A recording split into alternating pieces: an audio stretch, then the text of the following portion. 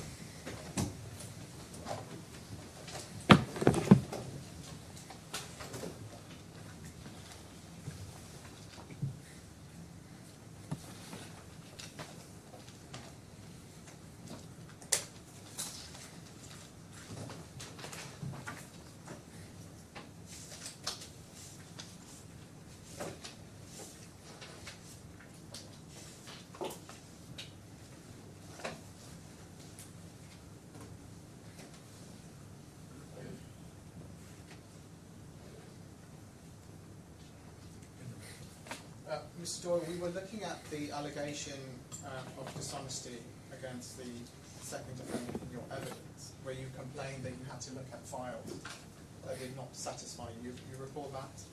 Yes. So if we can go, please, bring up the combined bundle at page 647. This is the second statement of Dr. Affan. And if we can scroll down, please, to paragraph 1.2 at the bottom of that page. What Dr. Affan says, there is also an allegation being made about cost substantiation. I'm afraid I do not understand the position adopted by the claimant, and I have tried to explain the position to them on a number of different occasions. As a facade producer, projects might have unique elements, such as the LEDs and the stainless steel cladding of the Museum of the Future. However, there are certain generic items that can be used in different projects interchangeably. In the case of Notice, mentioned by Mr. Doyle, D1 had ordered a quantity of materials for a project that it was using in Palm Jumeirah. This became delayed and the materials would have degraded if not used. Therefore, we use the materials procured on that project for the Museum of the Future. So just pausing there,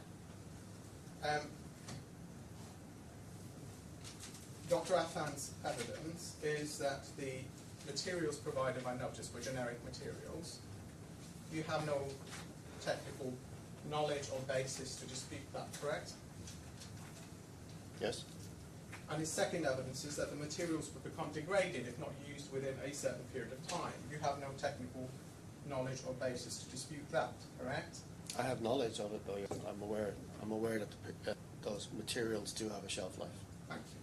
So, in that event, there is nothing sinister or wrong in using materials purchased for one project on the Museum of the Future. You don't object to that, do you?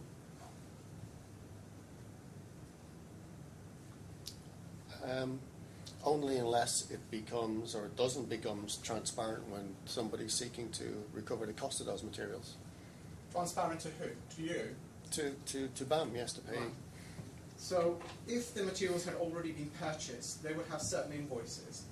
And it was explained to you why that was the case. You can't expect Affan to go back in time and change the invoices, can you? There were no invoices produced or any documents produced for a project under Palm Jumeirah. Not one document produced for a project on the Palm Jumeirah. He continues to say that this means that the invoices provided to substantiate the cost were not marked with the name of the project, but the amounts claimed can be double-checked against the quantities installed. Now, you haven't obviously checked the quantities installed at any given time, correct? I haven't, no, and I don't think anybody has. Right. So you have no basis for suggesting that the sums that they were claiming were more than the quantities that needed to be delivered? Well, the first point, that the invoices provided were not marked with the name of a project, that's incorrect. Every invoice that was provided had the name of a project. Of the Museum of the Future project? It had Museum of the Future and it had Dubai Mall project. Yes, but that's the point, isn't it? That if you purchase materials for Dubai Mall, it doesn't mean you can't use those particular materials for the Museum of the Future. I know, because materials may not have been specific for the Museum of the Future. Mr. Doyle, are you saying that there was actually no measure here? What I'm saying, Your Honour, is that the pre-peg material is a component in the facade construction. No. I'm just actually scrolling back to a couple of questions. Obviously you're not a quantity surveyor, but are you saying BAM never actually measured the work undertaken by it? We did measure the work. The measurement was to... So you would know what materials had been used in the work? No, the measurement was for complete panels. Okay. So, no doubt that would be best to you. But you knew what panels needed to be installed, the number of panels, yes? we knew the area of the building to be installed, the number of their design. So it might be a lack of technical knowledge on your part, but you knew from the as-built design the exact number and size of panels to be installed, correct? The as-built design, that was From the shop drawings, Mr. Doyle, you knew the intended quantity and size of the panels. Of the panels, yes. Yeah. And you would be able to satisfy yourself, whether you needed to ask the subcontractor or not, that the quantity that they were asking for advance payment for were sound. They weren't asking for more quantity of material than was needed. You could satisfy yourself. Not in the case of the prepaid material, I don't believe. But whether or not the invoice is there or not, that isn't relevant to the exercise of looking at whether they are asking for more quantities of material than is needed for the project, yes? Sorry, could you repeat that?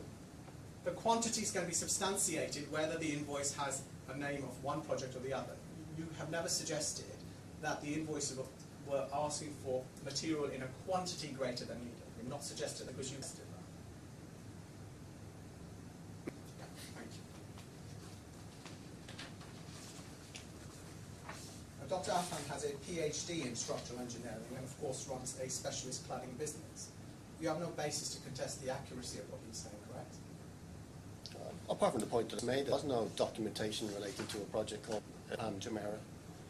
Thank you. So moving on now from this second allegation. Go please to 622, which is your combined bundle. This is in your statement, first statement, paragraph 42. 622.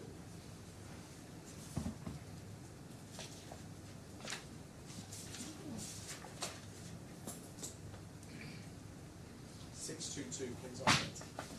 The combined bundle. And if we go, please, to paragraph 42. So 41, you mentioned the 23rd of June 29 letter. And you say, my understanding is that at this stage, approximately 25% of the panels have been produced. Where do you get this understanding from, Mr. Doran?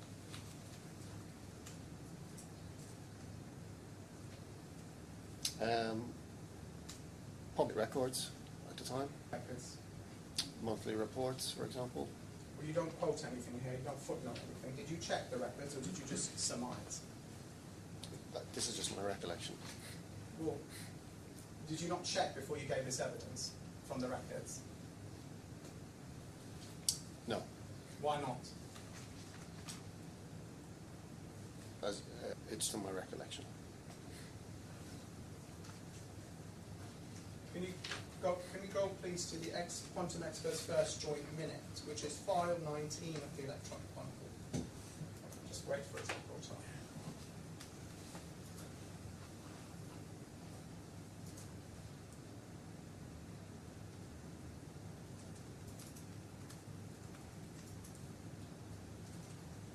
File 19 of the electronic bundle, please, operator. Page 24. Just waiting for the witness.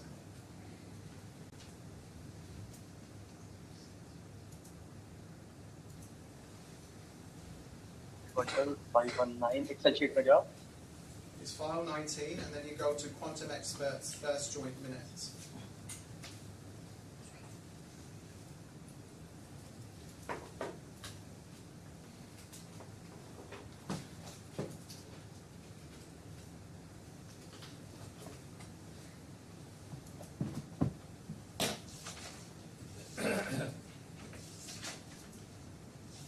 So we are bringing up in few minutes. Thank you.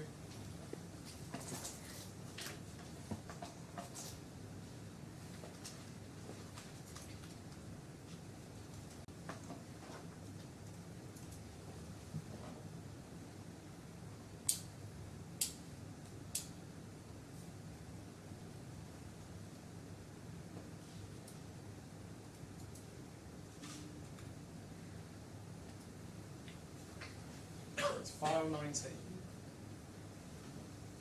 the electronic bundle.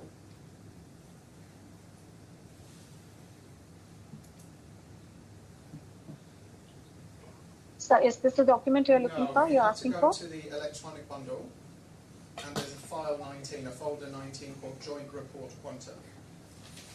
Okay, sir. And then it's the first PDF document of that. This looks like it, yes. Page 24, please. Okay, sir. Thank you so much.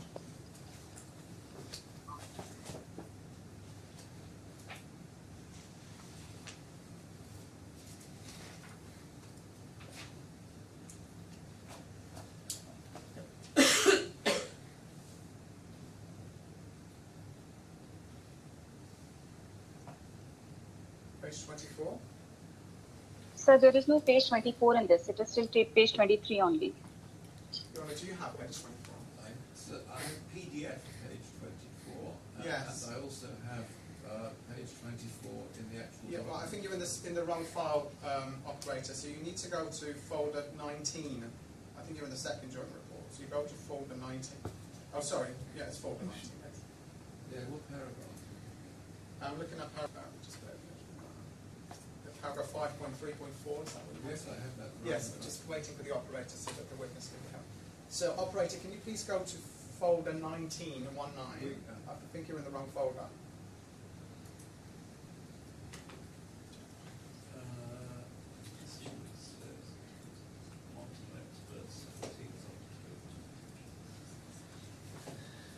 Your Honour, with hindsight, we probably should have put the body of the reports in the PDF at least, but hindsight is a wonderful thing. Yes. But yes, this is the wrong document. And It's the 17th, that's the 17th of October, rather. operator, do you have folder 19? We need the 2nd September. It's I5997. Operator, if it helps you, it's Yes, sir. Yes, sir. We are bringing it up. Okay, Yes, thank you so much. Thank you for bearing with me, Mr. Doyle.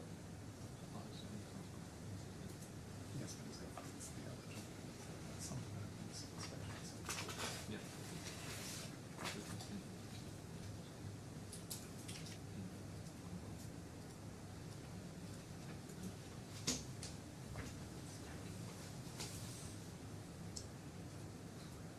That's the correct document, yes.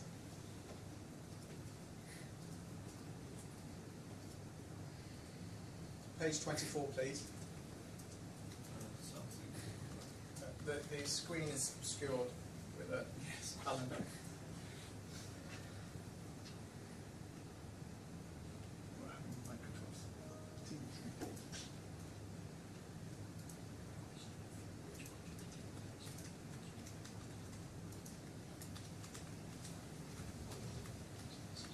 Something's gone wrong here.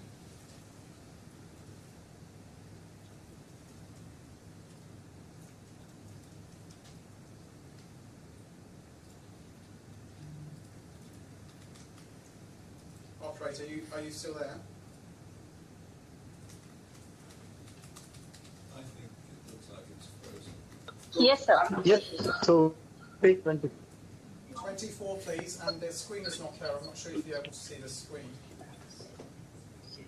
Whoever's We are used- checking, sir. Some network issue we are facing with. Oh, thank you. Yeah.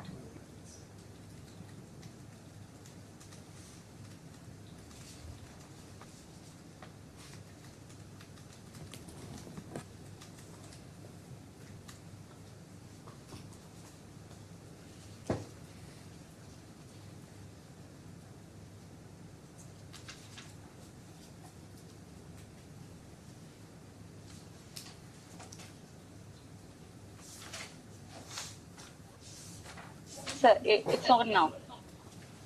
Right, can you just expand on page paragraph 5.3.4? So just to recall, Mr. Doyle, I took you to paragraph 42 of your witness statement where you said that your understanding is that as at the 23rd of June 2019, approximately 25% of the panels have been produced. And what we see, can you see the screen in front of you? This is the quantum joint statement, the first one. Have you seen this? Yes.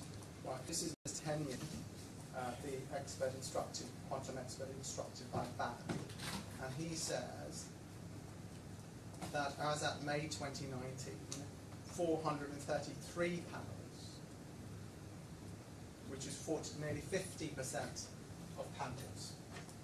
Scroll down, please. Operator, scroll down, please.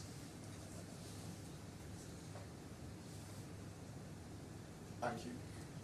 Have been delivered. Sorry, operator, can we just stay on the table? Thank you. The table on the above page, thank you. Yes, can you just pause there? Thank you very much. So, Mr. Hennion's findings are that as at May 2019, nearly 50% of the panels have been delivered.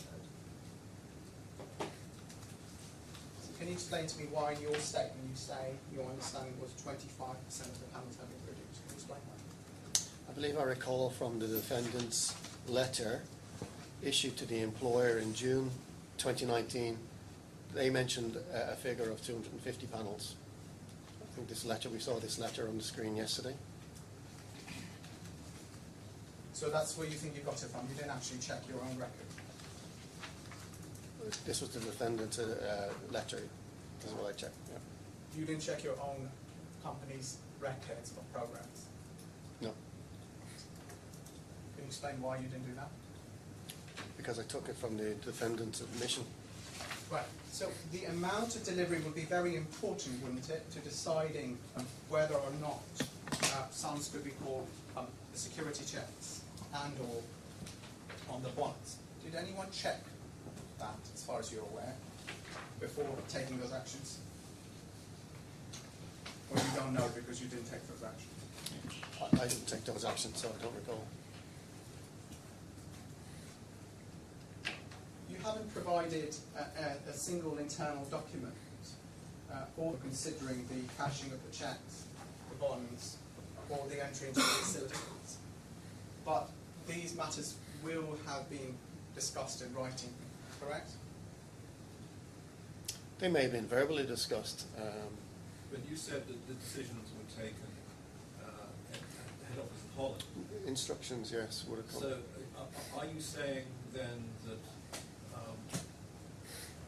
the head office in Holland communicated its decision orally and not in writing? I can't honestly recall, Your Honour. So certainly, so you don't know whether there were documents or not? yes. And the authorization, I think you said, was given to the finance department, not to you, because Yes. you wouldn't be conducting those actions.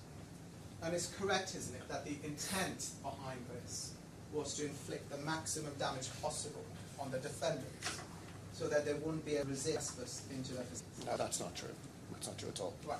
Did anyone take a considered view of how much panels had been delivered and whether, in fact, the second defendant was owed money? The first defendant was owed money.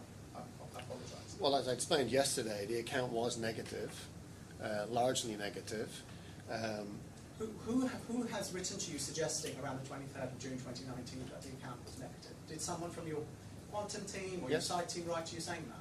We maintained a record of all the costs that we were paying out at their request, and applying that to the value of the work that they had done, the account was negative. So you took the largely view negative. that if you were paying costs directly, you didn't actually pay Affan for the work it was doing. Is that the view you took? Under the terms of the addendum, we were paying for the works, so the addendum was in force at this moment, so we were paying under the specific categories, the production costs and the running costs. Right, I'm not asking you to explain the addendum to me, I'm asking you quite a simple question.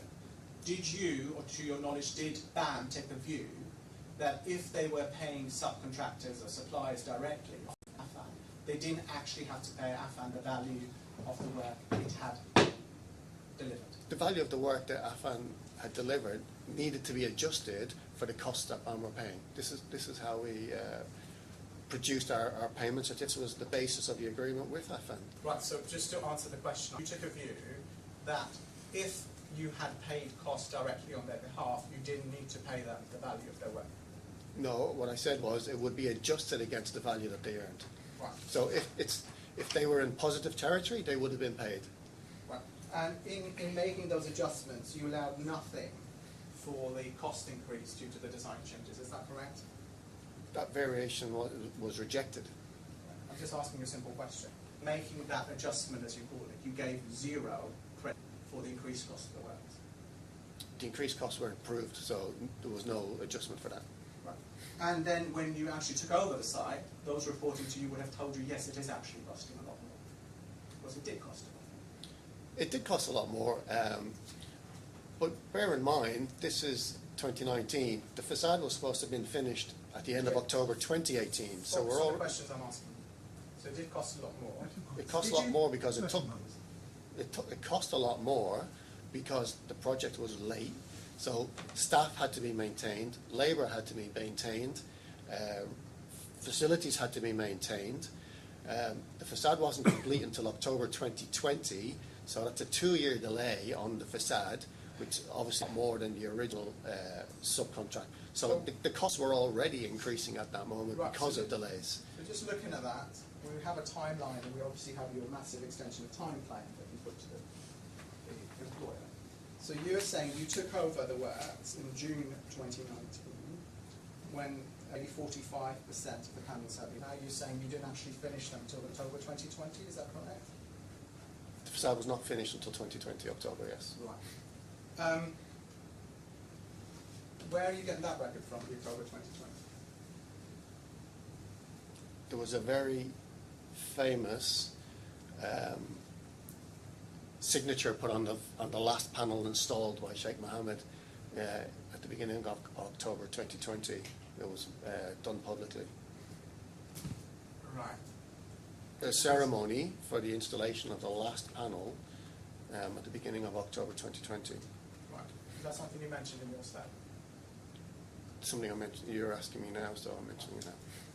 So you from a because the Excellency signed a panel that meant that the works were complete, is it? They weren't complete. That was when the last panel was installed. Right. Then there was a period of testing and commissioning after that. So you don't have, you're telling me that will actually go down to paying staff. Did you check the costs of production after you took over? Have you checked that? Is that something you have knowledge of? Yes. Right. And there were a lot in the subcontract price. Yes. Right, so when you take over the works, you say to me you were very sceptical about all this extra money that the first defendant was asking for. You take over the works and it actually is costing a lot more. Did you then feel that you had misjudged the second defendant's statements, that more money was needed? Did you feel embarrassed? No.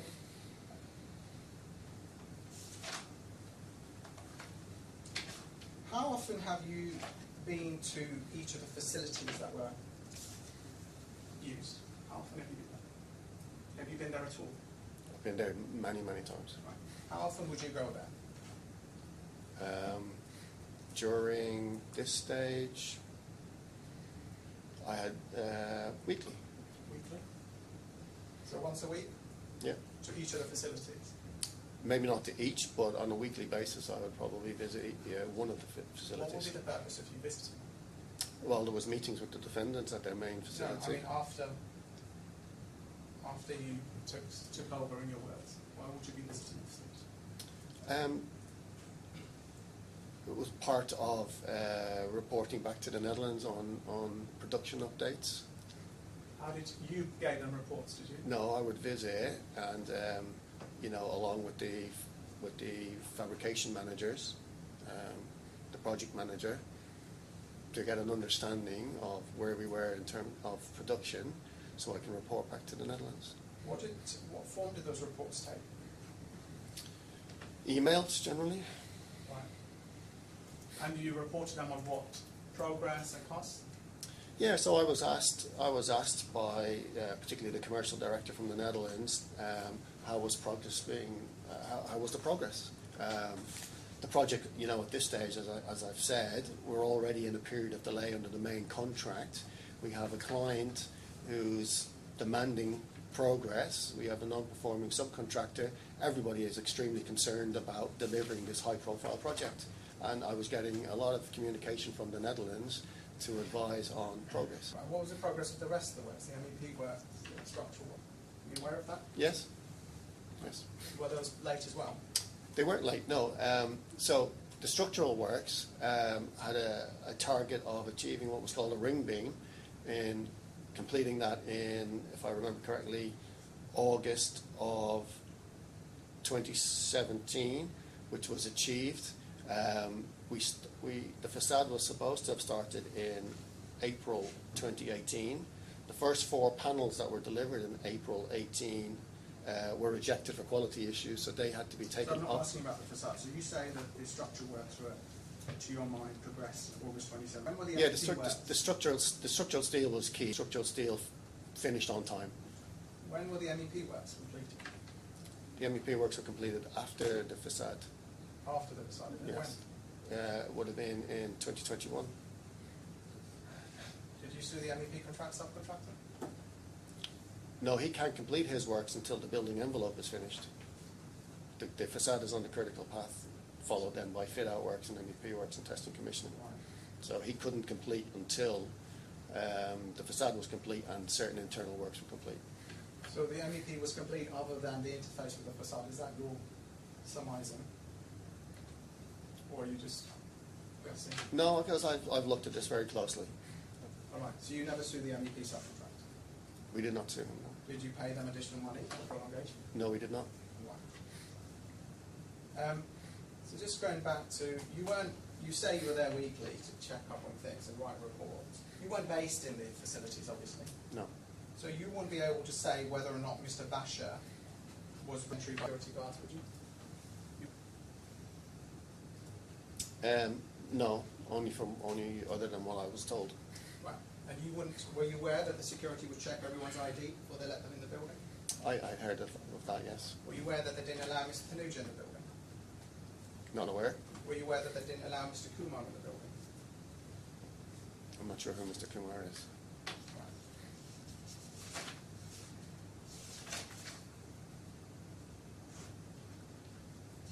Just a small point. You said that Colte was hired by the defendant, post-appointment to assist it with some design. But at the tender stage, Colte was BAM's facade consultant, and they reviewed the tender on behalf of BAM. That's correct, isn't it? If you don't know, say you don't know. I can't recollect that. Right, so if you look at, if we can go please, operator to electronic bundle file 23. Your Honor, if you have the opening file, it's tab 3 in that. Okay. Do you have the witness access on?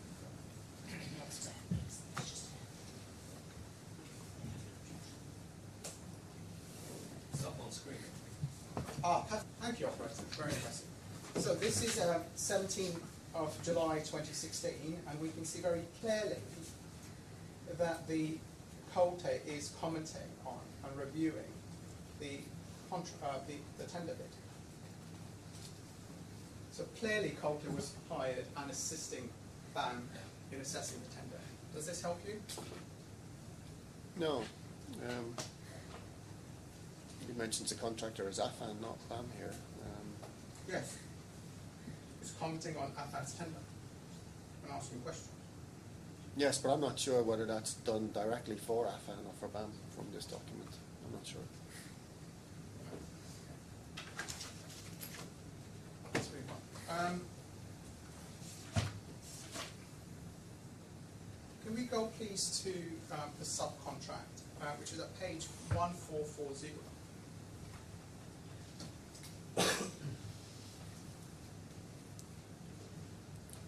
Scroll down, please, to the bottom of the page. And we see clause 28.4. Subject to the subcontractors complying with clause 28.3, the contractor shall take all reasonable steps to secure from the employer such contractual benefits, if any, as may be claimable in accordance with the main contract. And the subcontractor shall in sufficient time afford the contractor all information and assistance that may be requisite to enable the contractor to claim such benefits. Were you aware of this clause? Yes, I'm aware, I Sorry? suppose, yes. Were you aware of it at the time, or was this a matter that was dealt with by others? It wasn't your concern as a commercial manager? Were you dealing with compliance with the subcontract matter left to other people? That was general by the project team. Right. So maybe you can help me with your knowledge of what the project team did or didn't do. Can you go please to page 1349?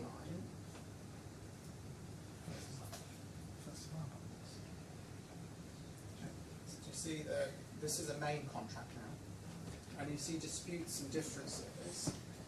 So it's all disputes or disagreements arising out or in connection with a contract or the works.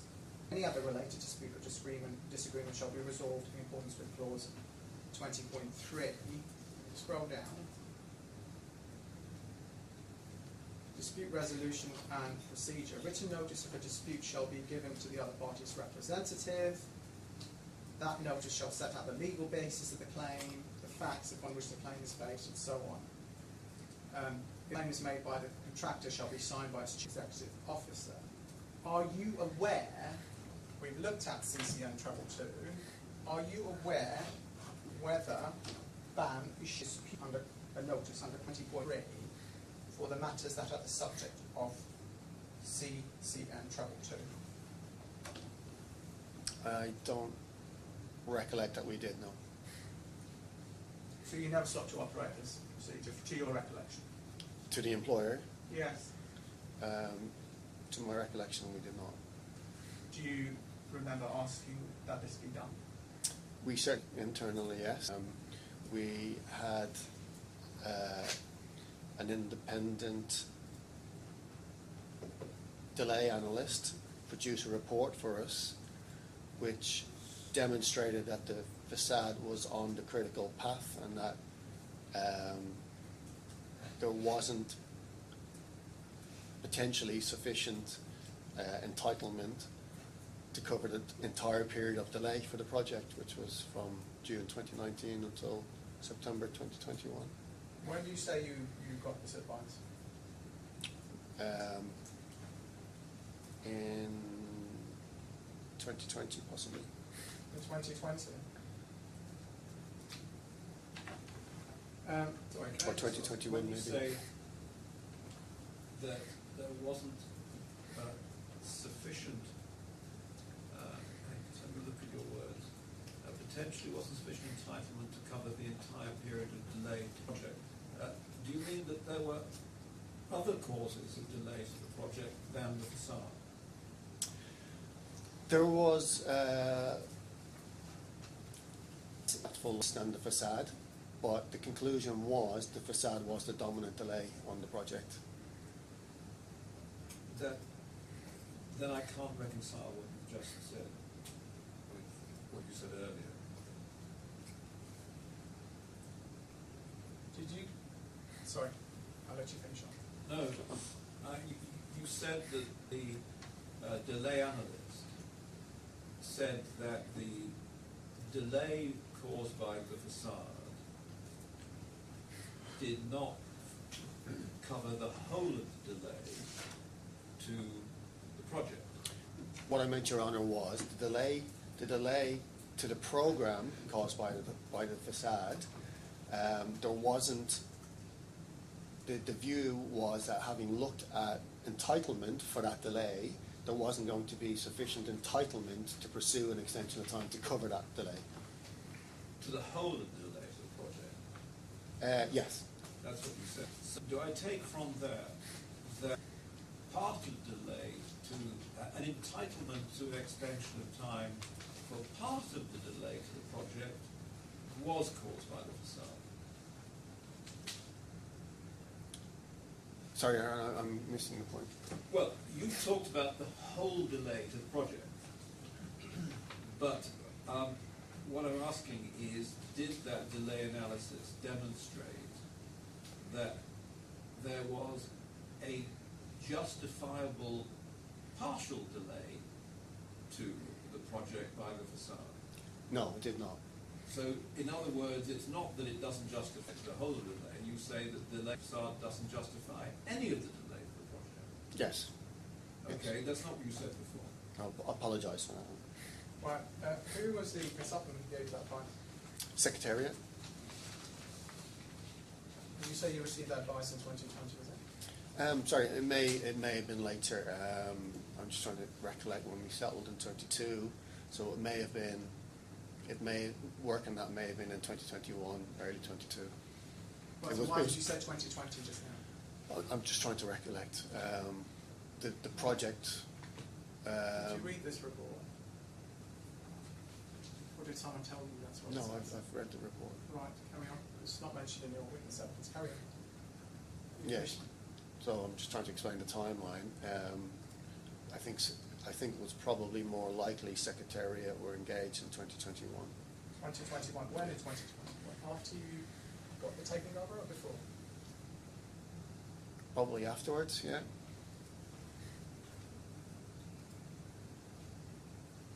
So till you engaged them, you thought you had a massive claim for an EOT, but no one decided to give a notice of a dispute. Is that your evidence? No, I think there was reservations on, and that's why we didn't pursue until we had an independent analysis. Was one of the reservations that you thought the employer was simply too powerful and esteemed an entity No, to get money from? no.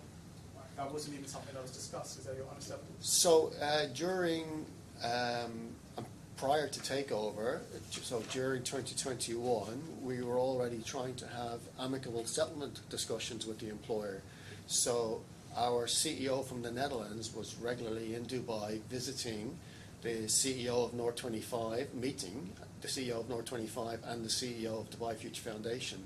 And they, for several months, were discussing a possibility of an amicable settlement. So When was this? This was in 2021 before completion and after completion. You attended the meeting? I attended a couple of these meetings, yes. When did?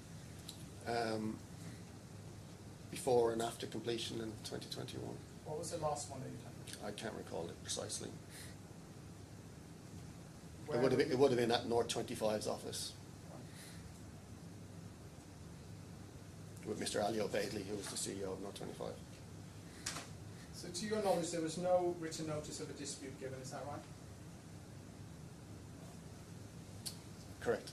Right. That's my thought. Let's go to the taking over certificate combined bundle 2820, please.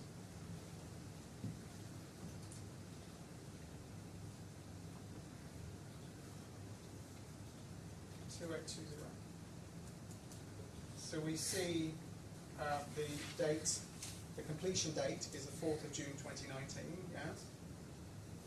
Do you see that at the top? The original completion date, yes. The revised completion date is called TBC, and the taking over date is the 19th of September 2021. Yes. So take it from me, I've done the arithmetic, that's 7 months and 15 days later, 8 days later, than the contractual completion date, yes? You're aware that it was around 27 months late, yes? Now, in the intervening period, suspend his work for non-payment. For non-payment? Not that I'm aware of. You never suspended your work? We never formally suspended our work. No. You suspended them in one way or the other? I think during this time we had COVID, and I think there was vacations from the local authorities about accessing the building. So I think there was days, possibly a week, where we didn't go to site because of restrictions imposed by the local authorities. Did the employer threaten to terminate you? I don't recall that. Right. Why aren't you just saying no in that case? Because that's something you'd certainly recall. Did the employer threaten to terminate you? No. No. In the settlement, there was 0 delay damages levied, correct? Yes. So you convinced the employer, essentially a public body, to not levy delay damages for 838 days of delay, correct? That was the outcome, yes. And that the reason you were able to convince them of that is because there were massive delays caused to what you call the critical works, the facade works, by the employer. I wasn't party to the final series of negotiations with the employer. It was handled by the CEO from the Netherlands. Well, that is what you would have been arguing to get avoid the delay damages, isn't it? That's the only way you can avoid delay damages is to show that the delay is due to a matter for which the employer is liable. So were you involved in the discussions, the representations to try and avoid delay damages? You must have been, Mr. Bond. Of course, yes. So that the main argument for avoiding delay damage was to say that delay was caused by design changes to the facade, correct? I think that was one of. And you were successful in agreeing with the employer that because of design changes to the facade, they shouldn't levy delay damages? No, I don't think it was as straightforward as that. I think it was. I think the employer was very impressed he had his building delivered. I think they were grateful of the efforts that BAM went through to deliver this building, despite the difficulties we had with contractor. They were acutely aware of, and also the difficulties of trying to construct a building through COVID. Right, that's quite self-serving, but is there a certain document where they said that to you? They're not liquid. They're just what? Because they're happy with the building, they're not going to charge you their contractual right to delay damages. Is that what they said to you? As I said, there was probably a year of direct discussion with the employers on finding a way to amicably settle the contract without either party. So there was negotiation between your company and the employer, and in that negotiation, part of our argument was that there were design changes that caused delay. That's right. Amongst other things. Yeah, that was part of your position negotiation. Sorry, it doesn't Yes, show on the sorry, transcript, yes. but you nod your head. Sorry. Yes. Just help me with this. If we go to that file of new documents, I don't know if you still have it. Someone was just bear with me one moment. It's operated 23. There should be a document called Statement of Taking Over. Statement and Taking Over.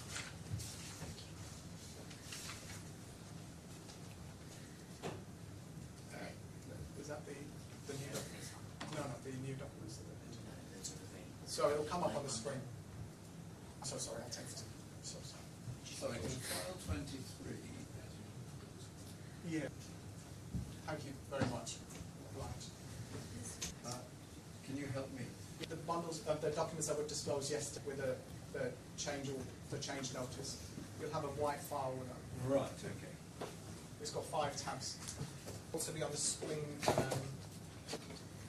It's been added to file 23. So I'm looking at tab 3. It's not yet added into file 23. Yes.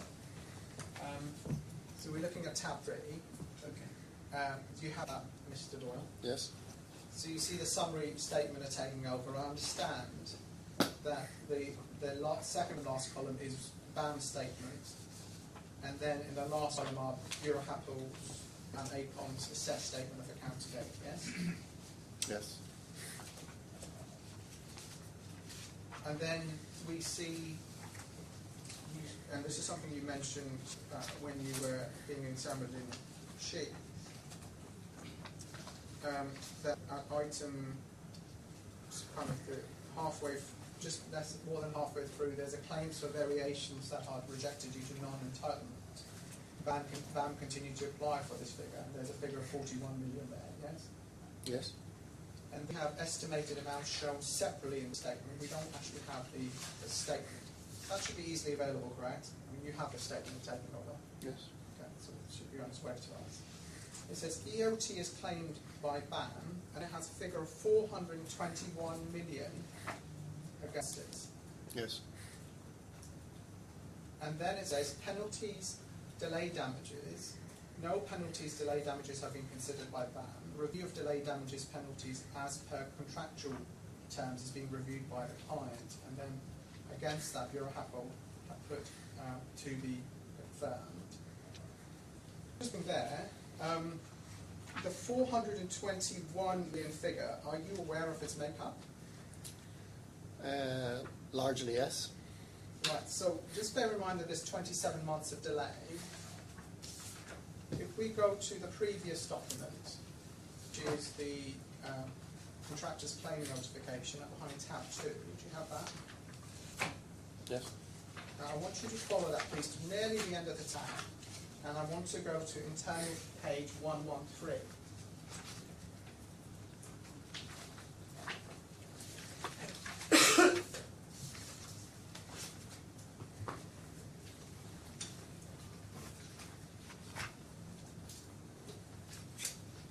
Just how we when you're next. 1-1. So you see here a cost section, yes? Do you see cost? Yes. And we see a prolongation cost summary, yes? Yes. And this is claiming a monthly prolongation out of under 5 million. Yes. Right? Now, if we go back, so bear in mind that 5 million figure, if we go back to tab 3 and the taking over certificate, and we're looking at the figure marked under EOT 21, 5 million over 27 months is far less than 421. It's roughly 140 million. So is it correct, or do you know whether the 421 million also includes direct costs of doing the work? Yes, it includes the variation claim submitted by Affan in April 20. That was last line. Thank you. So the 421 includes Affan's claims? Yes, because... But Affan's obviously were for a certain amount, but does it include your own direct costs of fabricating the panels and so on? No. Well, it must do. How do you get to the 421? So it includes, so Affan's claim was over 200 million. Yes, but that 200 million was based on a forecast of the total cost of producing these panels. So you put that on to the client, did you? Well, we did. We've disclosed that. We submitted that to the client in April 2019 and it came back rejected. Right, so you're still pursuing that in the statement of taking over? We included it, yes. And then that formed part of the negotiations, which led to successful cancellation of the delayed damages, correct? That was a quid pro quo, wasn't it? I'd say I wasn't part of those final two things. That's very fair. But certainly it's included in that 421. It's included in that 421, yes. Why did you say that when you were explaining the document in the first place? Is there a reason? Explaining which documents? When you were explaining the document to Lord Marks, why did you say that that money was included in the 421? Is there a reason for that? No.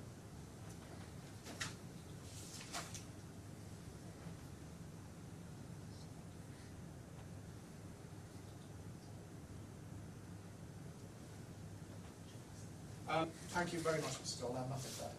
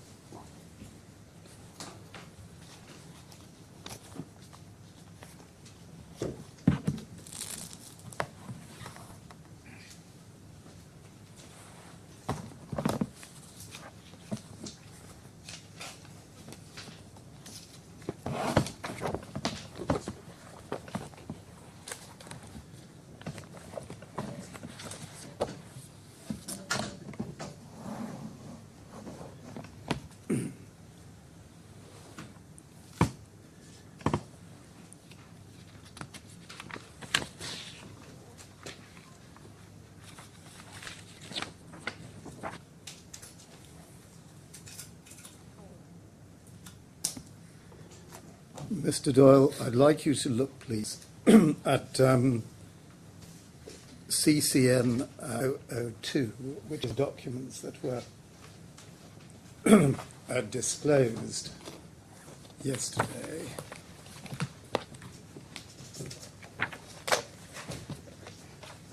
And would you look, please? Sorry, you said CCN 002. Yes. CCN 222. I'm so sorry, 222, yes.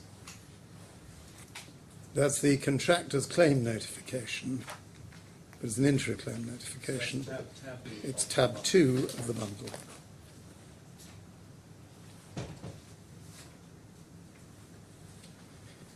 And would you look, please, at paragraph 8.5. We're asked about this, and it's page 74 of the transcript.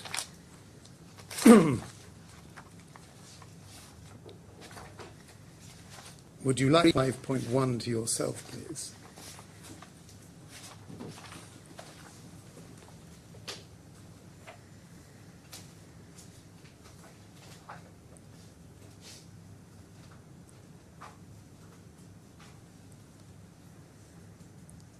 What did you understand by the phrase, the design team were unhappy with how their designated panelization looked in the VNU 05 revision O presentation, and subsequently instructed incorporating hexagonal patterns in the stainless steel to overcome resistance sheet thickness as the specified 0.8 mil grade 316 6WL to being double curved to the upgraded geometries of the project's panels.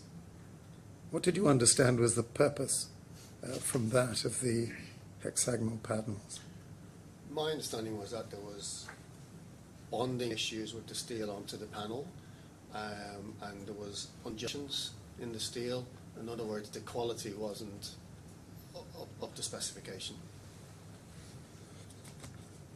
And did you understand what that might have had to do with the sheet thickness? No.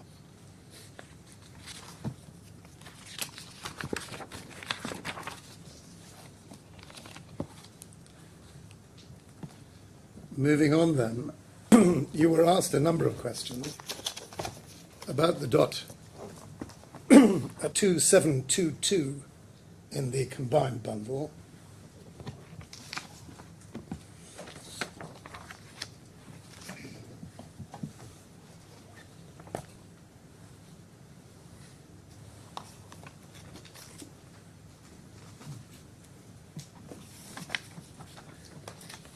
My Lord, Your Honour, I've had hard copies made of this in order to hand it around in case they're helpful, because there was some confusion. I have it in front of me on the screen. So be it.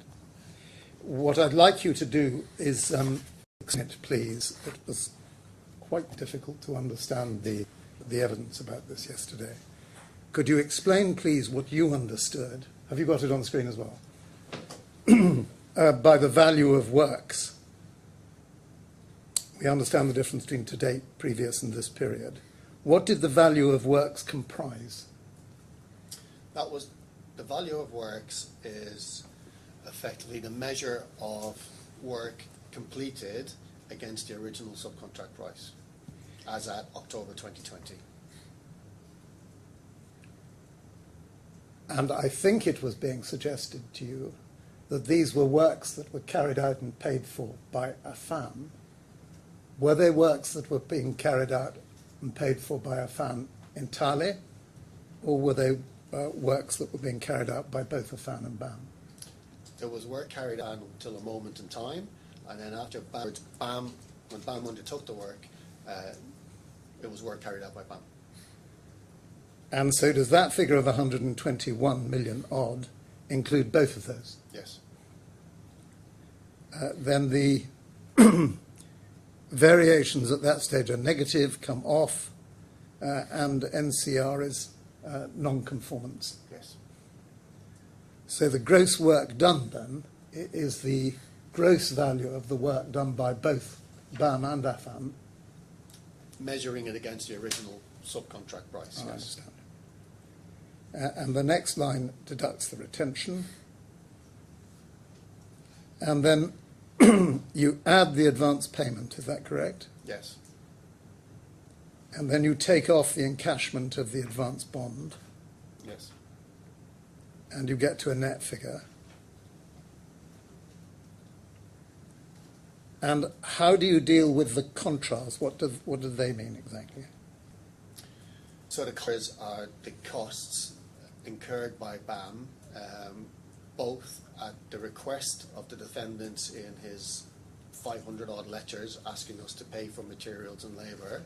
It's the cumulative of those requests together then with costs incurred by BAM in completing the works. So just pausing there, wouldn't those materials be incorporated in the first line? The first line, Your Honour, is just to demonstrate what the value earned against the subcontract price is. Yes. Yeah, so we would treat value and costs separately. That's what's confusing me, whether there's a double counting there. No, the value is, to put it simply, is what he ought to have earned had he carried on and done the work. This is what he would have been entitled to be paid. So it's not a real figure? No, it is a real figure. It's the value. But if it's a real figure, then it would have included materials falling within contract. It wouldn't. If he had to pay for the materials, yes. But you said that this includes both your work and Affan's work. Yes. So in that case, it doesn't matter whether he paid for them or you paid for them. They should still be accounted for in line 1, shouldn't they? No, the costs are, the cost of actually doing the work is a lot higher than the subcontract price. Well, somebody can explain to me something. I'd like to take this just a little further with Mr. Doyle, if I may, please. So the 121 million odd, you say, represents the value of the works. How is that computed? It's by, from the payment schedule in the subcontract and the bill of quantity in the subcontract. If there had been an agreed variation and agreed cost attached to that variation, what would have happened to that value of works figure? The value of works figure would only go as far as the subcontract price. It would never exceed it. And if there was a variation, positive or negative, that would be dealt with in the variation line. So instead of the variation line being negative 22, the variations would have gone up. Yes, if there was positive variation. There'd have been positive variations to offset the 22, or give a positive figure. Yeah. Remind me what the negative variation. The large one was the omission of the reveals, Your Honour, which was approximately 20 million. Okay, thank you.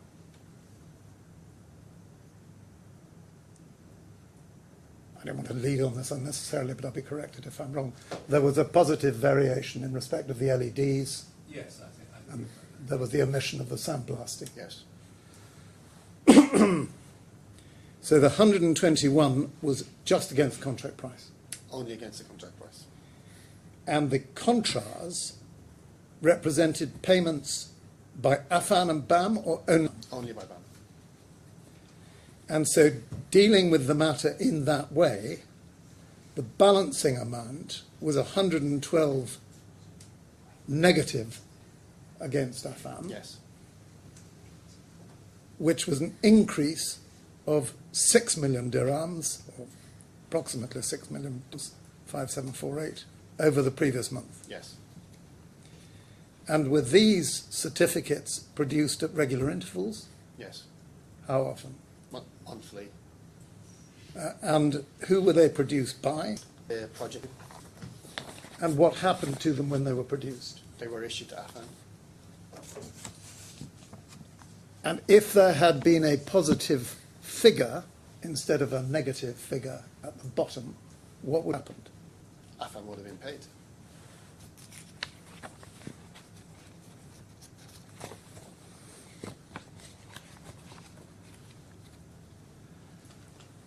Moving on, you were asked a number of questions about paying in the cheques, presenting the cheques for payment. It's common ground that the cheques were undated. Could you please explain to His Honour how you can present an undated cheque for payment in terms of commercial practice in the UAE?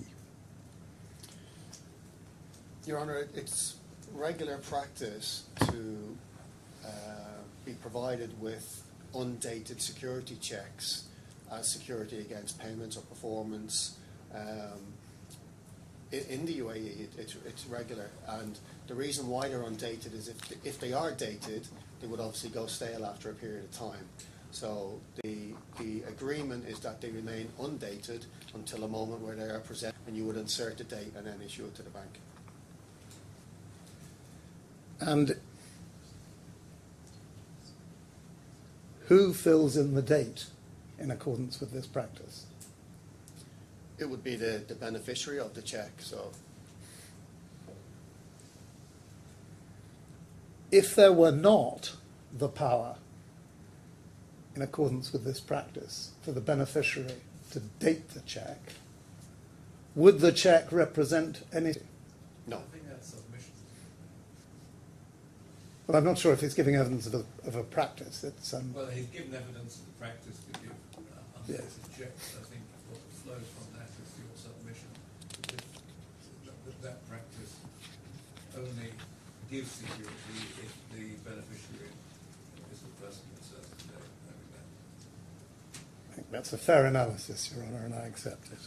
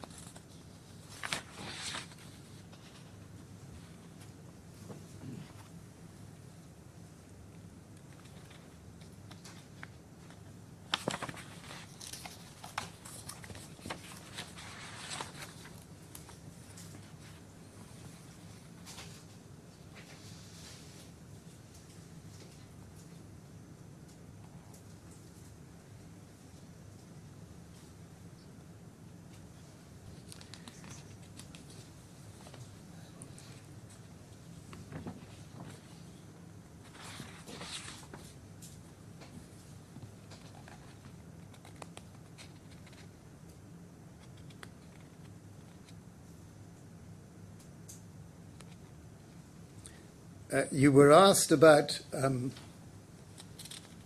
money that BAM paid, it's page 88, being offset from the payment, and you were asked about what would happen if it wasn't offset from the payment. And you were asked whether you accepted that the value of the work done was greater than the fund they'd been paid. And what Mr. Who was suggesting to you had done one greater value than they'd paid. Can you explain whether that was accurate or not? What my calculation is missing is the costs paid by BAM separately, which were to be recovered from the subcontractor. So the account, by putting those costs to the account of the subcontractor's account was negative. It was negative from a very early stage, and it maintained the negativity all the way through.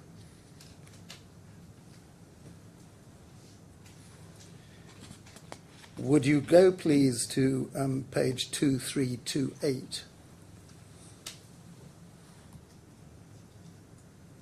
Maybe sensible to go to the page 2335 first.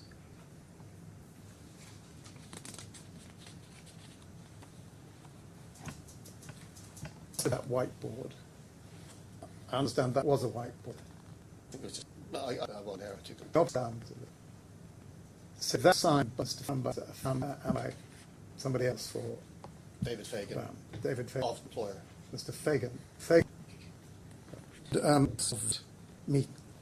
This meeting was arrange, try, and encourage a subcontractor to work. Have the subcontractor stopped? How did Affan had to work?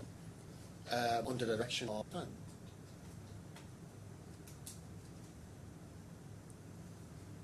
Did Dr. Affan or Affan generally give you any as to why they were stopping?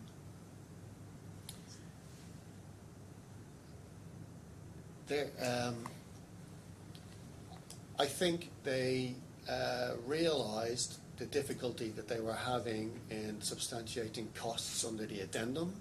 I think when they realised after we had conducted our detailed audit and produced our report at the end of March that they will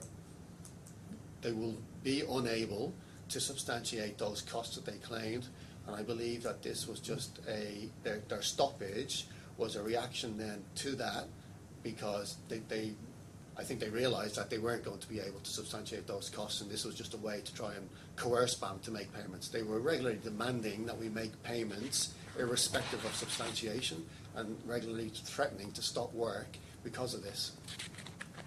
And I think this is one of the instances where Dr. Affan, the work abroad, and again just demands for payment, irrespective of whether or not they'd substantiated the costs or not. You said a number of times that you were already paying for everything. Yes. And I think you mean BAM was already paying Yes. for everything. Was there anything, as far as you could see, in terms of advancing the project or the subcontract that wasn't being funded by BAM but was being funded by Affan separately? This is quite leading. Well, I don't. Look at question again.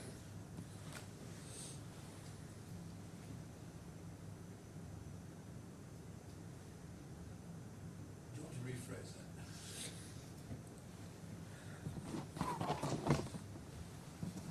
How was subcontract being funded at this stage?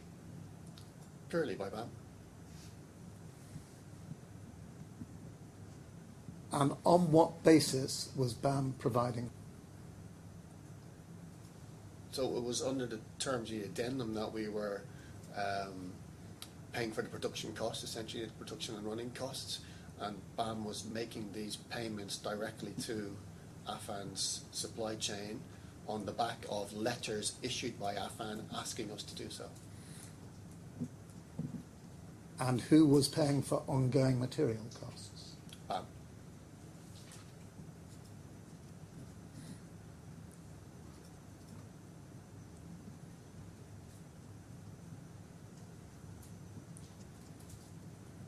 Substantiation in respect of those costs?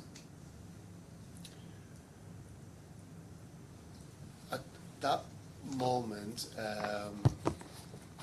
well, as I explained yesterday, we were expecting copies of purchase orders, delivery notes and invoices in relation to materials. We were expecting timesheets for labour supply, along with delivery notes, timesheets signed by appropriate supervisors. We were expecting bills for utility costs, etc. So just your regular substantiation that anyone would expect, so that they would pay a bill.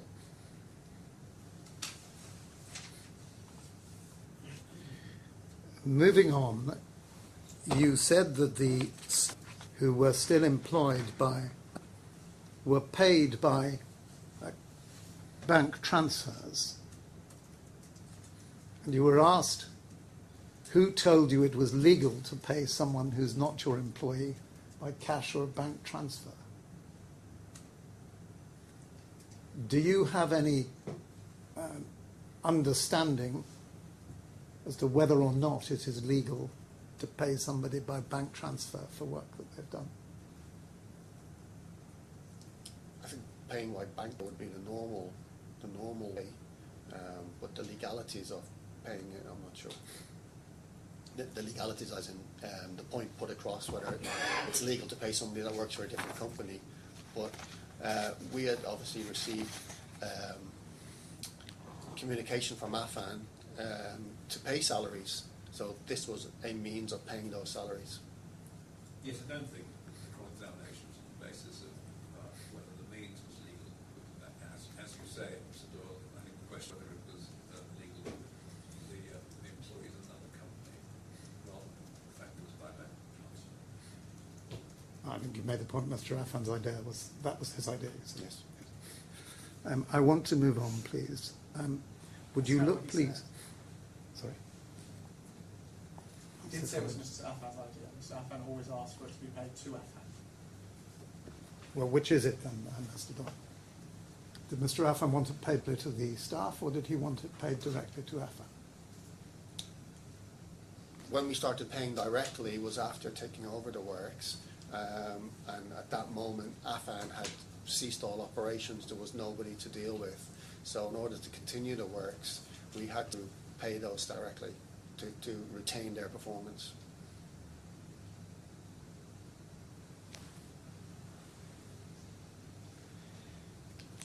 I want you please to look at 266.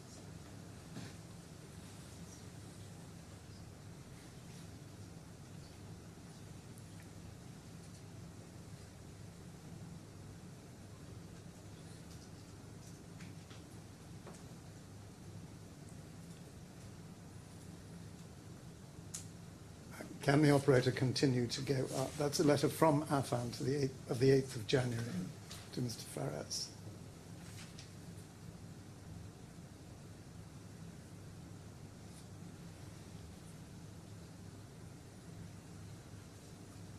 And this is the letter which you were asked about because you said in your statement that they were demanding a release of 2 million AD. And you were asked a great deal about the renewal of the trade license and that the renewal of the trades couldn't cost 2 million. Would you look at subparagraph 3?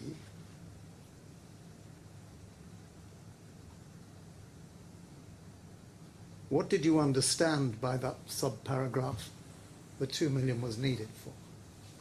Well, in accordance with this letter, the 2 million was needed for. The 2 million was needed to pay for the license renewal. Could you read 3, please? Due to the violations by BAM, Affan does not have sufficient funds to clear the minor cases blocking its trade license and to pay for the license and the civil defence payment.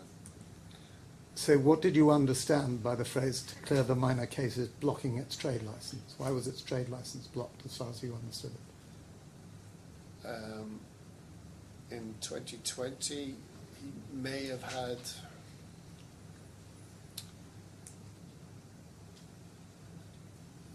fines or something like that. It's normal if there's fines imposed by the authority.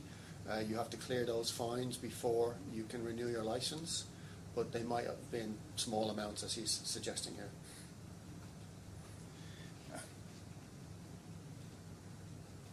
Did you have any understanding then of what the ordinary licence fees and civil defence permit fees would be? Yes.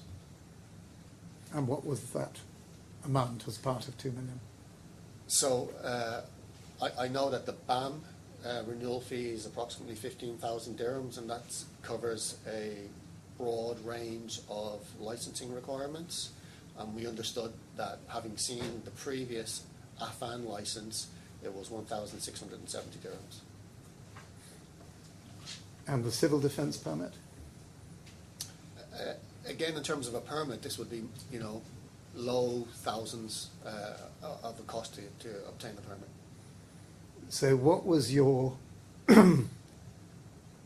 attitude to the demand of 2 million dirhams, backed up by the need to clear the minor cases and pay for the licence and civil defence of the permit? Our view was, and as we responded, was that he was attempting to coerce millions for something that was costing thousands.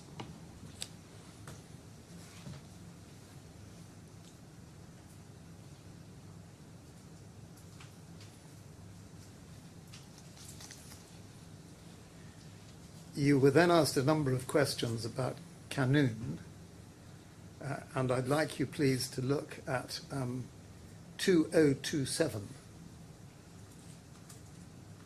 in the combined bundle.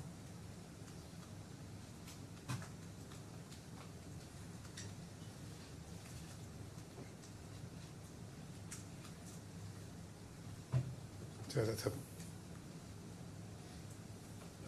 that's a bad reference. I think it's 2004 I'd like you to look at, please. I'm sorry.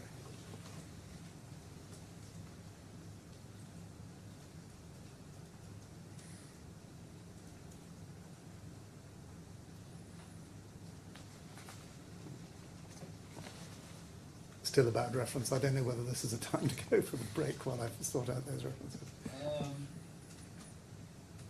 I was going to take the break at the end of this. Oh, so be it. I'll come back to that then.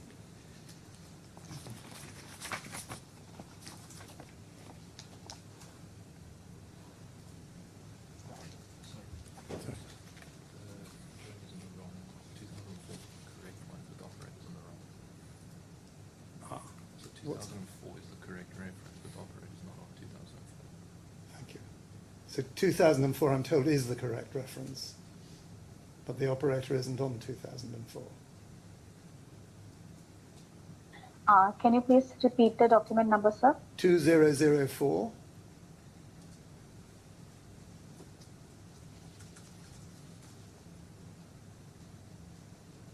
Yes, that's correct.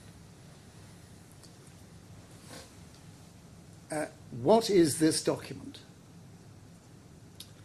So this was the agenda that I produced for a meeting with the defendants on the 6th of January 2019 to explain to them what cost substantiation we required in respect of the various headings of the addendum. And in respect of equal cost, was that in respect of the 15 million dirhams that had been sought on the 26th of? Yes, as a title. What had happened in relation to these historical costs at the meeting that you mentioned on the 25th of November? So the meeting on 25th of November, Dr. Affan said he needed 15 million. He could not continue with the work unless he received 15 million. This is the 15 million that became known as the historical costs. There was the schedule he gave us on the 26th of November, which was what we believed they would substantiate. So this requirement, or agenda, if you like, was prepared as that schedule of the 26th of November.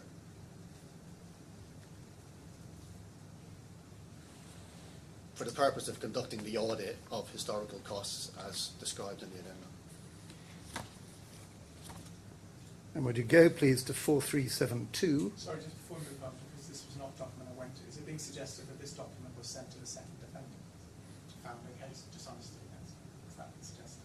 This is a document. This is a document. Oh, sorry. This is the document that was referred to at page 103 of the transcript. Is it being suggested, Your Honour, I just have to be quite careful because my learned friend has pleaded 3 items of dishonesty, yes, which you have my submission on that. He went to a letter that had nothing to do with those 3 allegations, which is a trade licence. I'm not quite sure why that was the case.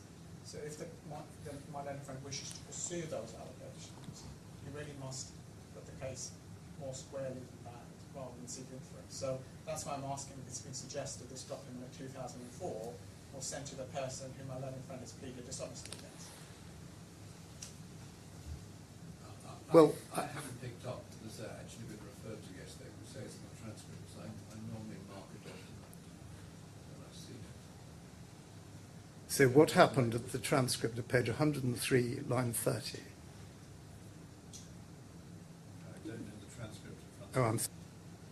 well, perhaps read it in that case. Canoon Labour Outsource was one of the items originally listed in the second defendant's letter of the 26th of November, Yes. requesting payment of AED 15 million on account for the project costs incurred historical. Go to the letter which is at page combined bundle 4372, operator 4372, which is this letter. Sorry, but forgive me. I'm looking for the reference to this document in the transcript. And what he then says, I did refer to this document, Your Honour. I did. You did? Yeah, it's the 2004 one that I'm asking about, but this one I certainly went to. Okay. But I'm talking about 2004. Yes. yes, So I'm just looking for the. I know the letter was referred to, but I'm just trying to see well, I'm where the reference was to this document, which I have opened 2004. the reference was by the witness who said that there'd been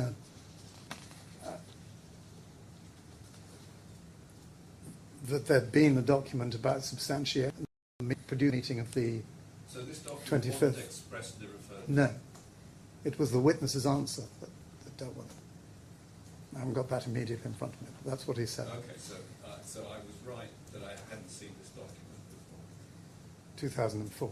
Yeah. 4372 you were taken to directly. Let's just go to 437. Yes. Forget about this document. So 4372, if you'd have a look at that, please. We need to go down the page.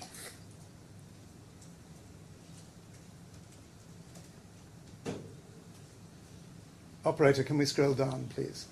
Now, this is the document with item 9 from Canoe that we saw yesterday. Yes. And this is the list of the 15 million AED and costs, which are up to 16,419, that arrived the day after your meeting on the 25th of November. Is that right? Yes. And taken with the meeting of the 25th of November, what did you understand the purpose of this letter was to tell you? The purpose was to support the statement made in the meeting that he had incurred 15 million costs, which he saw reimbursement for outside of the contract.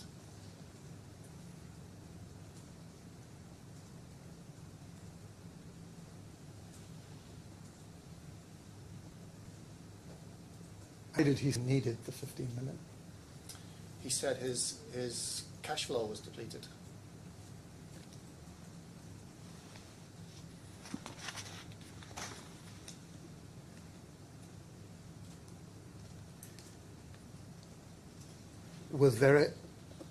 Was the question of an obligation of BAM to pay these costs raised by him or by you? That's leading. It's a bit. Well, I mean, not sure we it had is. we had a lot of debate about this, and as I understand witness evidence, he said these costs have been incurred. Incurred means that there's a liability to pay them. Yes. That's what the letter says. I'm not sure we need to go any further than that. Well, perhaps not your argument. I got the point.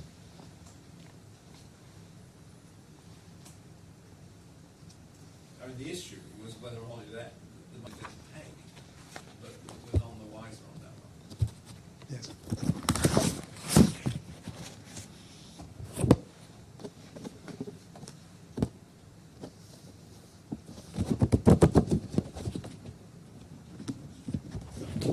Well, I don't think we need to go back to that other document and say that's all I asked. Thank you very much indeed. That probably is a point. Sorry, well, thank you so much. You're released. Of course, you can stay or go as you please. Mr. Hussain, you look like you might have something to say. Not to Mr. Doyle. Oh, not Mr. Doyle. Okay. Thank In you. which case, thank you very much, Mr. Doyle. Thank you, Your Honour. Off you go. Mr. Hussain looks like. It's nothing bad. It's just a matter of housekeeping. I just wanted to raise it with you because it might be that I'm become too accustomed to international arbitration. But I thought it would be useful for our experts to give a short presentation. I to the had court. rather hoped they would do. Right, I just wanted to give the courtesy of letting you and Lord Marks know that. That will obviously come out of our time if it's Yes. permitted, and we will give 24 hours before the slides. But I just wanted to know if the court is happy with that because it's more a creature of arbitration. Not just happy, but would welcome it. And of course we would. Of course. That would apply to Yeah. both sides. Okay, thank you so much. So before we take the break, because I want to take a member witness way through to lunch without Mr. Fernando's coming first. Yes, we'll take him all the way through. I don't want him breaking his cross-examination by taking the break Of later. course. So we'll take a break now. But before we do, I hope to assist both of you. I've done a little work on what I was talking about yesterday, UAE law, and I thought it might be helpful if I gave you some references to the UAE Civil Code that at least prima facie appeared to me to be of some relevance to the legal issues. The first one is Article 247, which is in contracts binding upon both parties, if the mutual obligations are due for performance, each of the parties may refuse to perform its obligation if the other contracting party does not perform that which he is obliged to do. I think I mentioned that yesterday. Article 267, if the contract is valid and binding, it shall not be permissible for either of the contracting parties to resile from it, nor to vary or rescind it, if by mutual consent or by an order of the or under a provision of the law. That will need some interpretation. And then 272, sub 1, in contracts binding on both parties, if one of the parties does not do what he is obliged to do under the contract, the other party may, after giving notice to the obligor, require that the contract be performed or cancelled 2.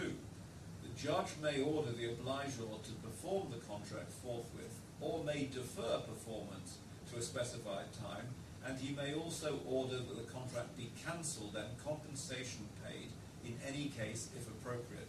So those are general section of the civil code generally. I'm sure you both know that civil codes are divided up by classes of contract. The next two provisions are under the Mukawala section, which Mukawala contracts, again, as you know, are contracts for works done, and in particular include building contracts. So Article 877 says the contractor must complete the work of the conditions of the contract. If it appears that he is carrying out what he has undertaken to do in a defective manner or in a manner in breach of the agreed conditions, the employer may require the contract to be terminated immediately if it is impossible to make good the work. But if it is possible to make good the work, it shall be permissible for the employer to require the contractor to abide by the conditions of the contract and to repair the work within a reasonable period. If such period expires without the reparation being performed, the employer may apply to the judge for cancellation of the contract or for leave to himself to engage another contractor to complete the work expense of the first quarter. Of course, that is in very general terms of contractor and employer, but again, we can debate whether it applies between subcontractor and contractor, and if so, how. And then finally, 892, a contract of Mukawala shall terminate upon the content of the agreed or upon the cancellation of the contract by consent or by order of the court. So it appeared to me prima facie and subject to argument that those may be the provisions of the civil code that may arguably be in play in this case. We shall certainly address them when we Yes. come up. Well, you don't have to address them. I may be wrong, but I just thought that it may be helpful to have that reference. Ronald, that's very helpful indeed. There may be others. Yes, yes, indeed. And I will take them. In which case, it's now exactly 11:30. We'll take a break to 11:40. All right.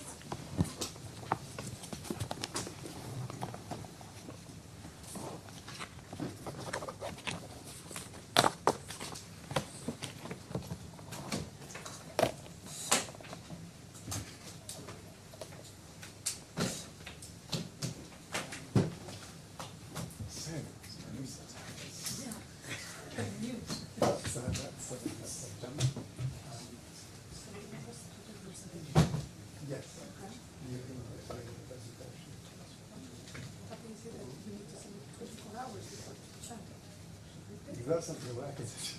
That's what I hear. I might misunderstood that, but that was I not. think that is what he said, but Yeah. did he say 24 hours? Yes, well that can't be done because you're in the box in the morning. Yeah. Well, you won't be actually, probably lunch, but Okay, nothing. so and the presentation, the idea was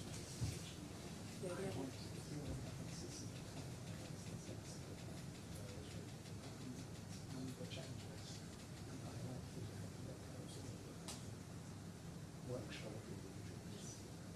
For workshops. even though I haven't mentioned all of them. Doesn't matter, you can. That was one of my questions. Okay. Yeah. So I can them. Yes, if it's.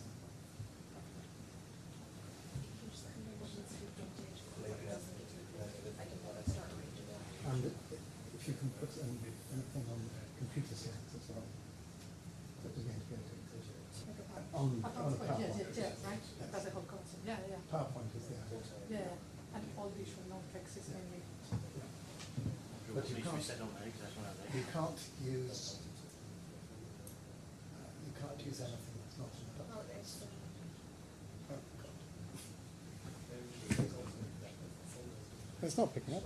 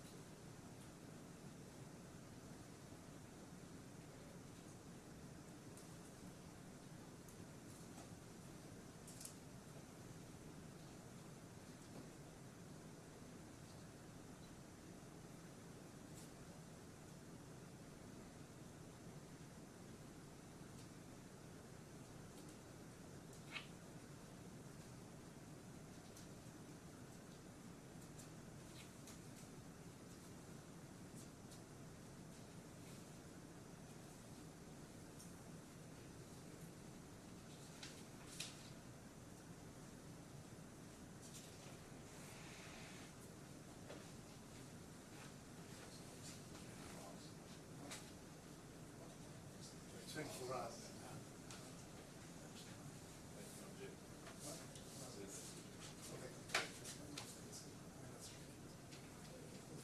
We'll get it.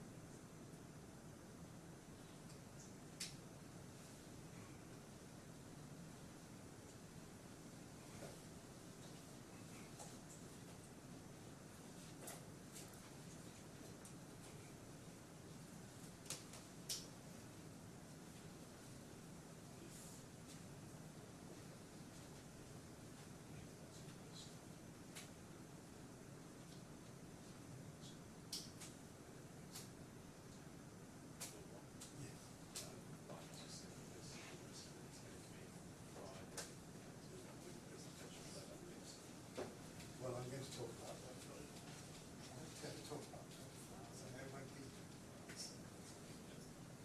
So.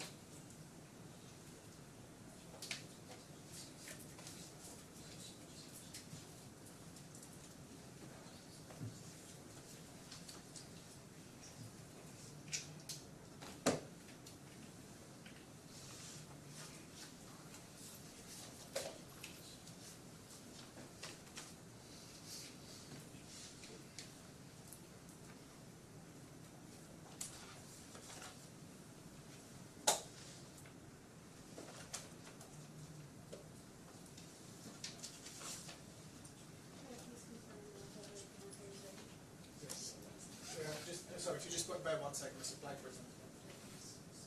Sorry. You have the holy book? Yes. You have the Quran?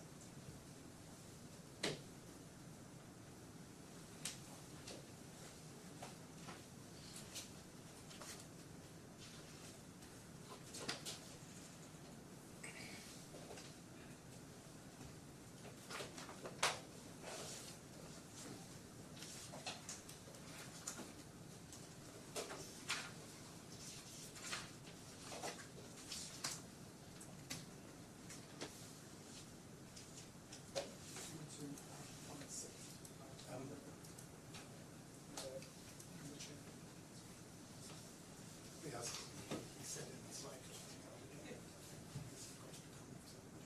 hours. That's not very useful.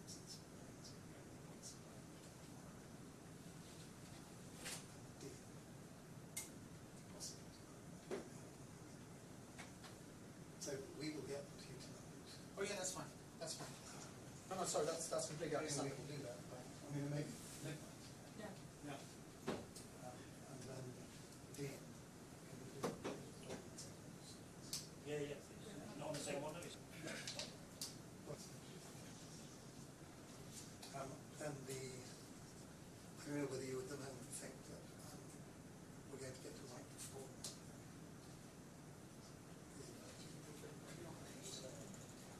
I'm not going to finish with that.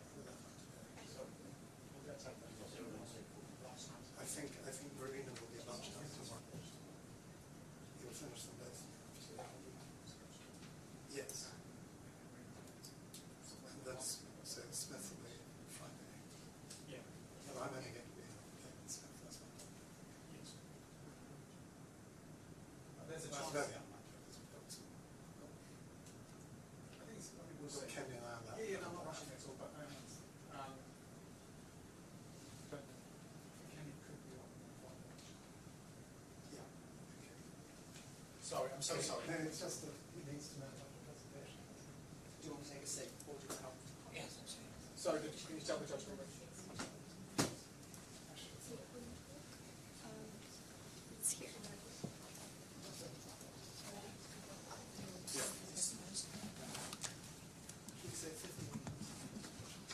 So I believe you sit here. This will be the transcript, so if there's any to read emails to you, that'll be there. These are being printed, and you're welcome to ask for any. Sort of go to the next page, go up, go down. This is your CV, this is your witness statement. You'll be asked to swear an oath on the Quran. Okay, thank you.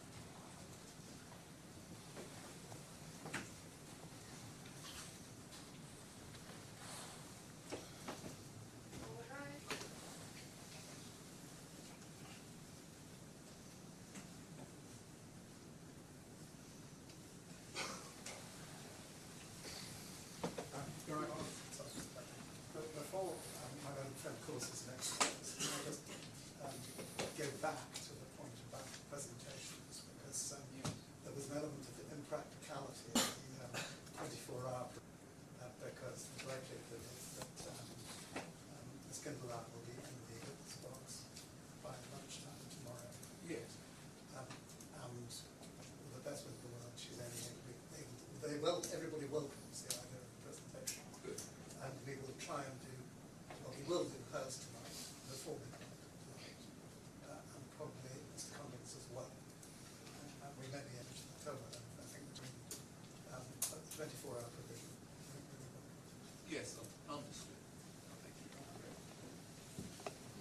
So, Your Honour, if I can call Mr. Morante, and I'll wait for him to administer the oath. He's going to use the Quran as his help. Of course. Can you please confirm your full name and occupation for the court's record? Nando Morante Sibaha, and I was the technical director from Affan. Thank you. Please place your right hand on the Holy Book, raise your left hand, and read from this card. I swear the Almighty God to tell the truth and nothing but the truth. Thank you. Mr. Morante, can I just encourage you to speak a bit louder than you normally do, just so that everyone can catch what you're saying. Your Honour, we added the CV of Mr. Morante, that wasn't appended to his witness statement.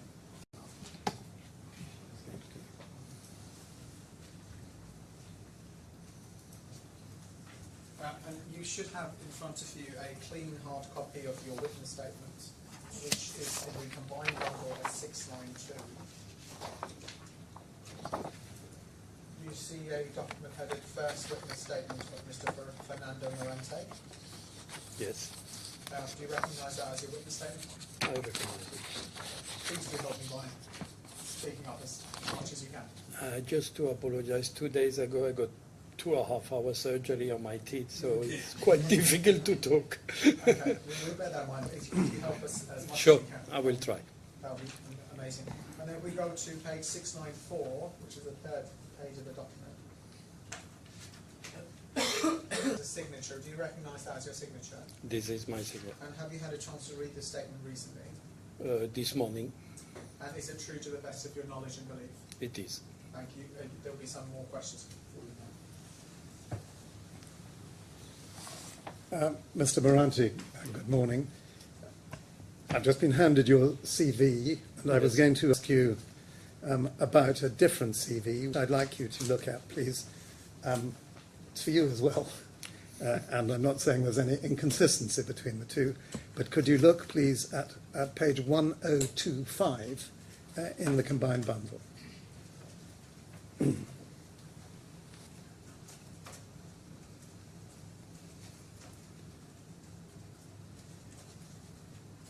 So the CV that you've just produced, and I suppose that ought to be Exhibit D1,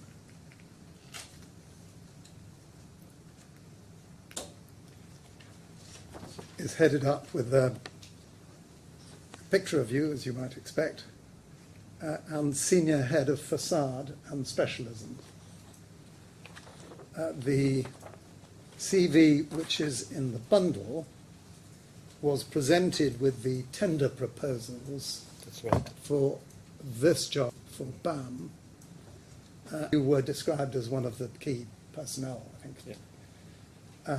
And that leads with your being technical director. That's right. And project manager, and technical manager, and production manager. Yes. Now, it is the fact that you have become more specialised between the time of the tender in this case and the date of D1, or is it just a different approach? No, it is exactly the same. I have always been a facade specialist. Before Affan by Basics, I was the manager for Basics in many projects. When I joined Affan, I was still working in a facade company. And after Affan, I created my own facade consultancy. And immediately after, I joined Rumble as head of facades. But you do have plenty of experience as a technical director. Yes. And project manager, technical manager and production. Yes. The responsibilities that you were described of having at page 1025 include responsibility for implementation and coordination of technical functions, coordinating the planning and scheduling and monitoring of construction activities, method statements, cost analysis, and so forth. In all of that, you would have a familiarity, would you not, with construction procedures. Yes. And you would know about the typical progression from quotation through tender to executed contract, sometimes with a letter of intent in between.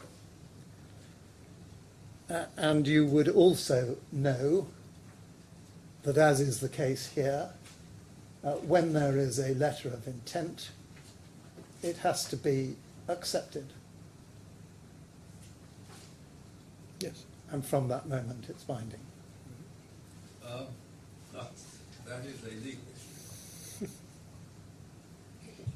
Well, it is, but the English law reports are full of cases about the effect of letters of intent and whether they're binding or not. Indeed they are, but the question is when it's accepted in writing with the conditions of that. Yes, I mean, on the facts, a letter of intent can be binding if it's accepted. Yes. Well, I did predicate my question on the basis that it was to be accepted. And an important point, of course, is that the acceptance sometimes, but not always, carries with it an advance payment. That is commercial. I am technical. Yes. And if it's a commercial question you can't answer, say you can't answer it, as you just very fairly did. Yes. But I'm hoping that you'll be able to answer the next couple of questions. You know that very often there is a performance guarantee and an advance payment guarantee given by the contractor or subcontractor in these cases on the letter of intent being accepted. No. You don't? No. All right, well, we'll move on from that. I'm going to move on to something that is technical, and I'd like you, please, to look at Exhibit 1, which is in the electronic bundle at file 18.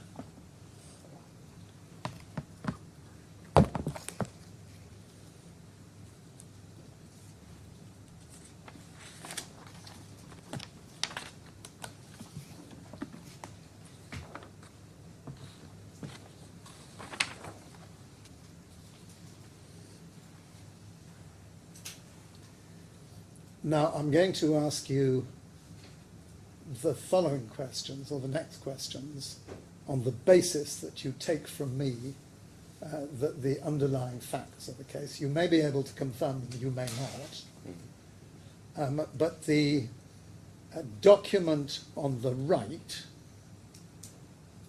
is a drawing which we've called drawing 301. If you look right down to the bottom right, if the operator can blow it up a little bit, you can see the number there, 00301, and if you look right to the bottom, you can see the drawing.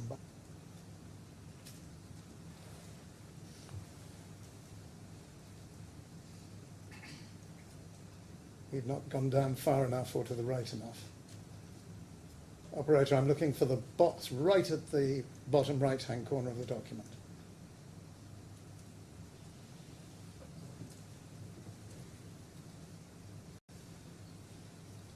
If you can move down and to the right.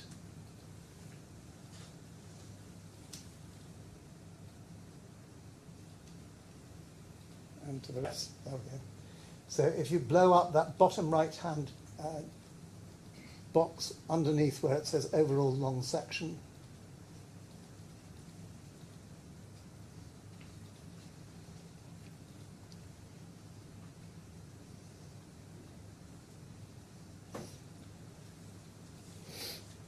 there we go.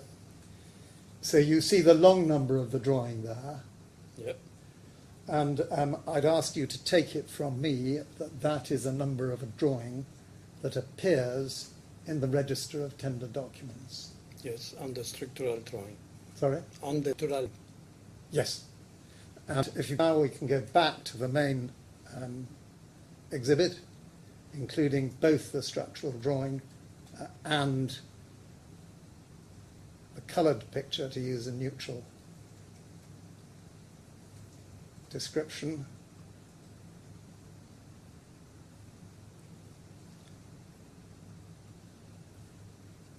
Well, I think it's agreed, isn't it, that the coloured picture is the Katia? Well, It's not. It's I'm not sure that it It's is. just an image in Okay, all right, I'll figure out this. I will explore. Just. I will explore this with Okay. Mr. Affan, but the Mr. Hussain did. He didn't exactly challenge it, but he said No, that's fine. it's I not just there jumped for its to the proof. conclusion I should have done. I apologise. So you will see there that the left-hand side is a picture, I suggest, of the Katia model, of which there were a number of pictures in the tender proposals. During tender stage, it could have been a Rhino model, but not a Katia model. Okay. When do you say you built the first Katia model? After we got the first Rhino model was wearing. And in this model, we'll come to whether it's a Katia model or a Rhino model in a moment. What has been done in Exhibit 1 is the structural model has had the lines of the floor slabs extended to the left.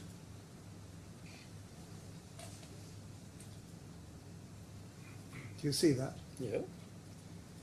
And in the model, with some minor discrepancies here and there, the horizontal lines corresponding to the floor slabs exactly overlay, subject to that qualification, the lines of the levels in the model. Yeah. Would you mind forgive me one moment? No, I don't want to interrupt the cross-examination. Can the witness actually be taken to where this image is from? Because it keeps being held as a model, because it's just an image in the tender proposal. I think I'm going to let Lord Marks follow his own course. If you have re-examination, that's fine.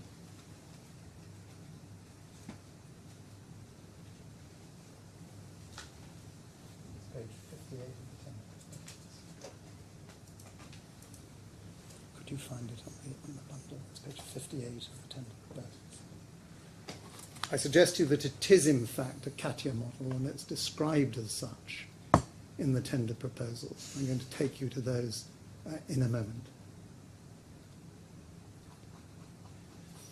But do you accept that on this model, whether you accept it's a CATIA model or a Rhino model, you say it's a Rhino model, but perhaps it matters not.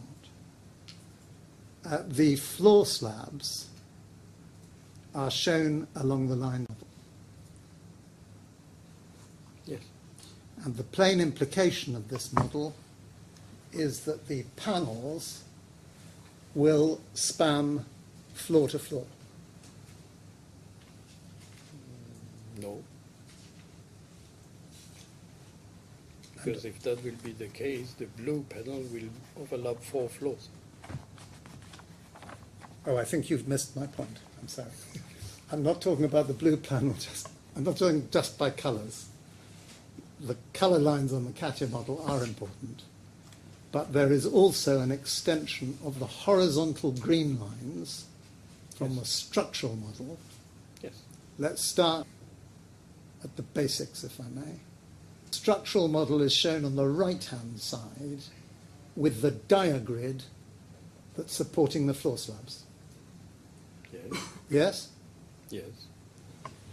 And for the purposes of this exercise, the technical experts have extended those horizontal lines representing the floor slabs across to the model. Yes. And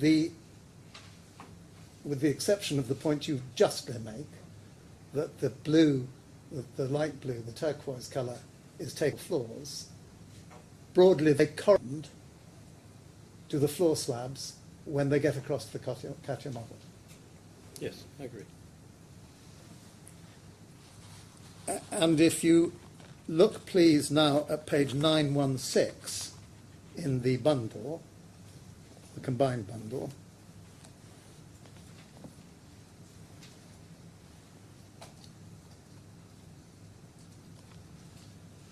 do you see there,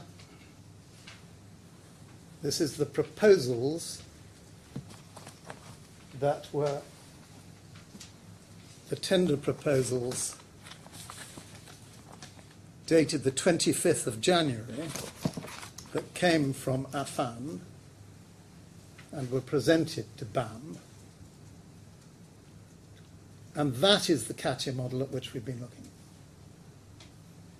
And what the proposals say, just above the image, is we have completed a CATIA model of the panels, see below, with proposed panelization. That was during tender, so I was not aware of it. Well, I wanted to ask you that. I was rather inferring from your evidence that because you didn't know whether it was a CATIA model or a Rhino model, or you thought it was a Rhino model, that you weren't involved in the preparation of the tender. During tender, no. But to anybody looking at these tender proposals, even if not actual putting forward the tender, the council made clear what they were trying to achieve with the proposed panelization.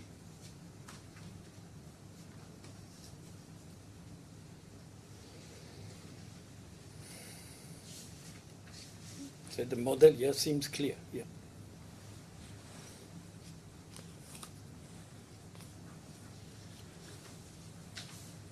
And it would also be clear to any technical person looking at this,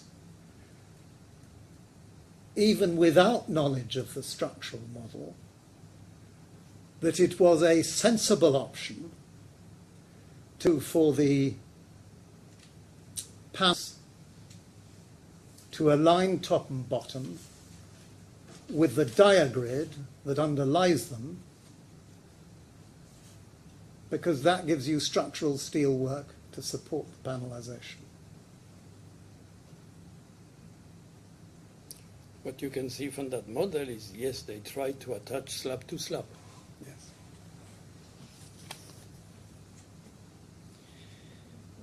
Now, you weren't involved at the tender stage.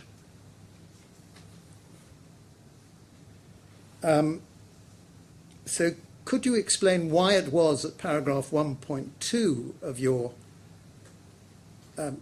statement at page 693 that you said I was involved in the preparation of D1's tender submission? When the tender started, they came to me with the drawings and they asked me, is it possible? If you remember, there is a drawing that shows the model and small panels below. So I give my opinion that in production I can do it as per what is in the specs. That was what I did for this tendering. Well, I want to unpack that answer, if I may. Our understanding is that what was attractive to BAM about the Affan tender was that it was going to use fewer larger panels, Yeah. because there was some talk of an alternative subcontractor, That's right. presenting upwards of 2,000, 3,000 panels. 3,000, yeah. And what made Affan attractive was that there would be larger panels That's right. with less joints, That's right. easier connection to the diagrid, Yes. spanning floor to floor, Yes. and was presented as buildable. Yes. Until 9 meter by 2 meter 20, yes. And the 9 metre by 2 metre 20, I'm going to deal with this with Mr. Affan, was a nominal size. It was the maximum, yes. Why do you say it was the maximum size? Because above that, my machines were not made for it anymore, and I will have lose far too much production time. Well, I'd like you please to go back to Exhibit 1. Mm-hmm.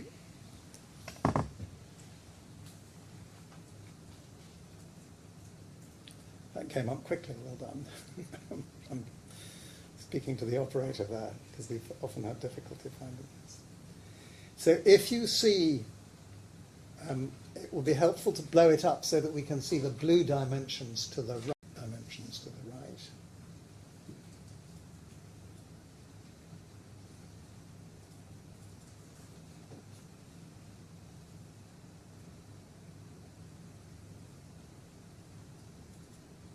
Thank you. The first point to make about the floor-to-floor spans is that they do vary considerably. So the bottom one we can see on this drawing, or on this section of this drawing, is 8.9 odd read vertically, 8.993 vertically, 8.993 vertically, 8.841, and then a smaller one of 5 point gone. Can we have them back, operator? 5.152. So there's quite a difference. Yes. And that's on the vertical floor-to-floor level. Yep. As I understand it, your dimension for what was presented as a nominal figure of 9 by 2.2 was designed to include the curvature. Single curvature, yes. Well, you're not suggesting that what was intended was single curvature, are you? Always. On the tendering, always single curvature. When I work on the panelization. Well, we'll come back to the question of whether it's single or double, because I suggest to you that it was plainly double, and that was what was plainly included in the tender.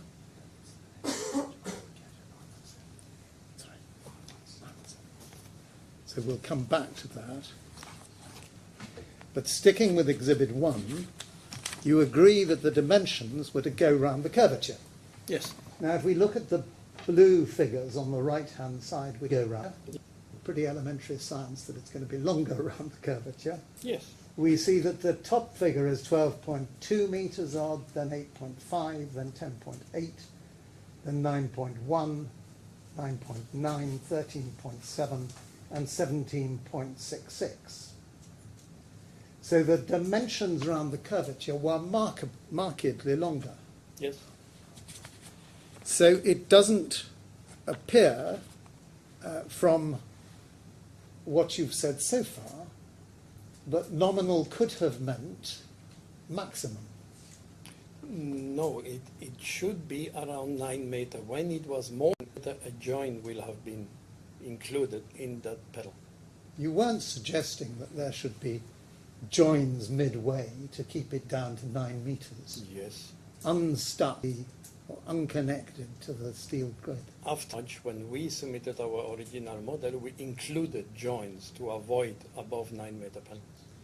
Well, let's please go to page 917 in the main bundle.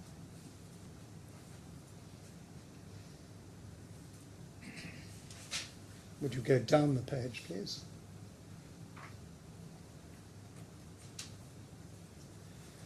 The panels will be formed from advanced fibre layups and bonded with fire-rated resins. The panels of main facade are proposed to be 9 by 2.2 metres in size, with double curvature to achieve the required outer surface. That is revision 3. I was not involved in that. I was involved in the first revision. This is revision 3 that was presented on the 25th of January. So we're this is the tender proposal, Yeah. pre-acceptance, pre-letter of intent, acceptance of the letter of intent. This is commercial, yes. I'd like you to go, please, now to the letter of intent.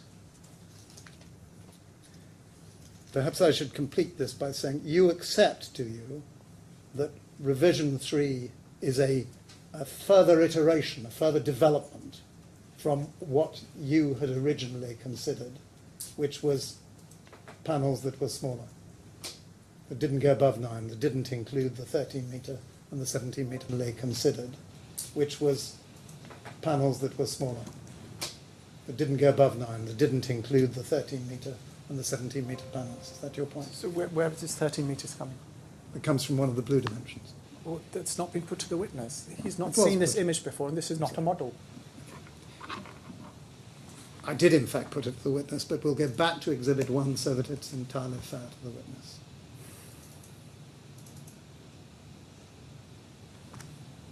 Do you see the bottom two blue dimensions? Yes. Are the 13.7 and the 17.6.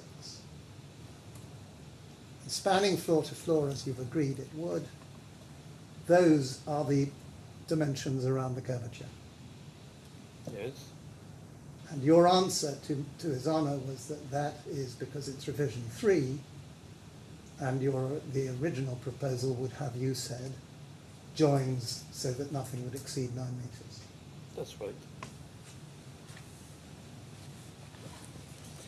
I want now to ask you this. In early March of 2017, at page 1162 first, there was a meeting, I think they call themselves the Steel Coordination, it's Coordination Committee, Steel Coordination Meeting, the fourth such meeting on the 13th of March. And that was attended by various staff from Affan.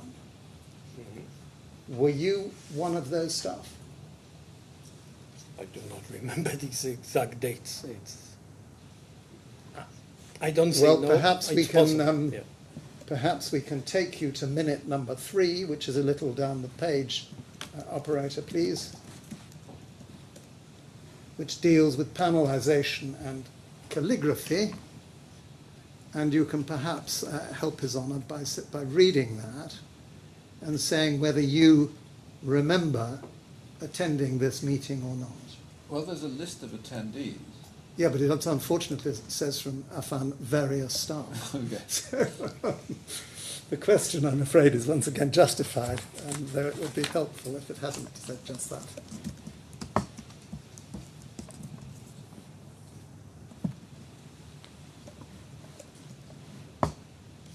You may well not have been there, Mr. Moranti. I just want to test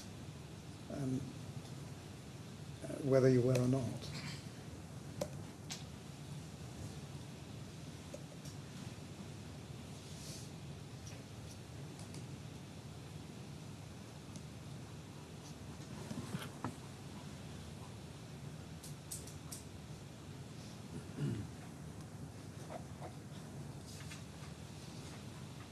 When you've read it, let me know. Okay. And if you've read it, does that remind you of a meeting that you attended or not? Or don't you know? Honestly, I don't remember.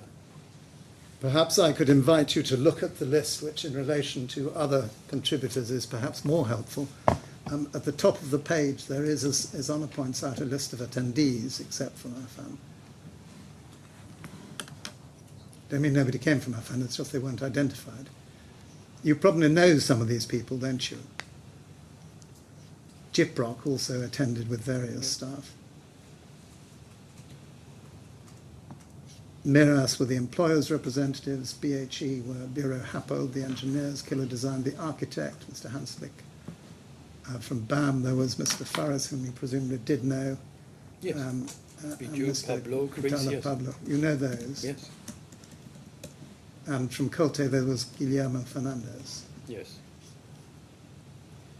And in relation to Guillermo Fernandez, do you remember who was commissioning Colte to be there? At that time, BAM. At that time you said BAM was. And at another time Affan was commissioning. Later, yes. Does that help you remember the meeting or not a bit?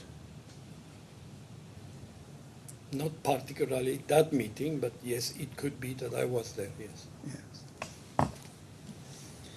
I'd like you to go, please, to the workshops and the record of the workshops that follow it. Would you look, please, at 1166?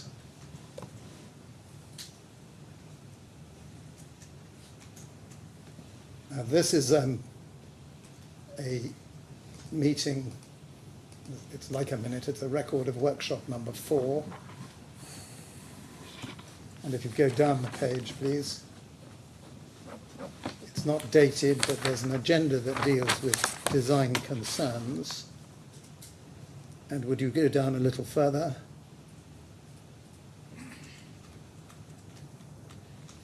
Concern number 2 is listed as panelization. If you go down a little further,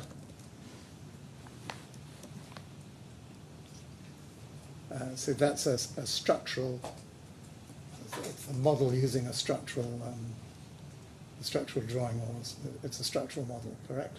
Mm-hmm. And then go down a little further, and you'll see these sketches.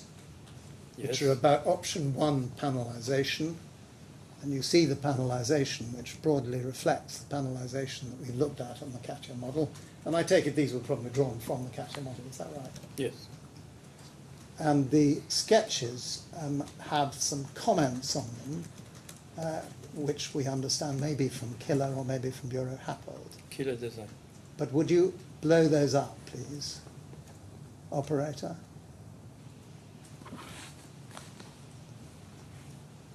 Have to blow up a little more than that for people because eyes are not quite as good as they might be. So this is a suggestion only as an option. Check if continuing the orange peel segments are more pleasing. Also check if there are technical issues with the waterproofing and strength of triangular panels. In fact, there had been a suggestion at one stage that there'd be triangular panels, and one of the options at this stage, which was ruled out, was triangular panels. Is that right? Yes.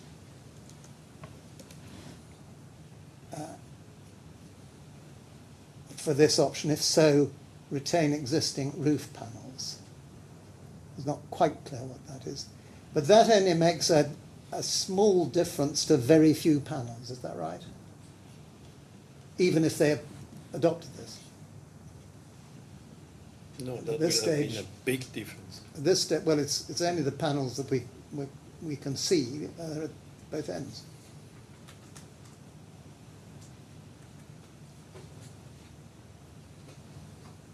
Correct?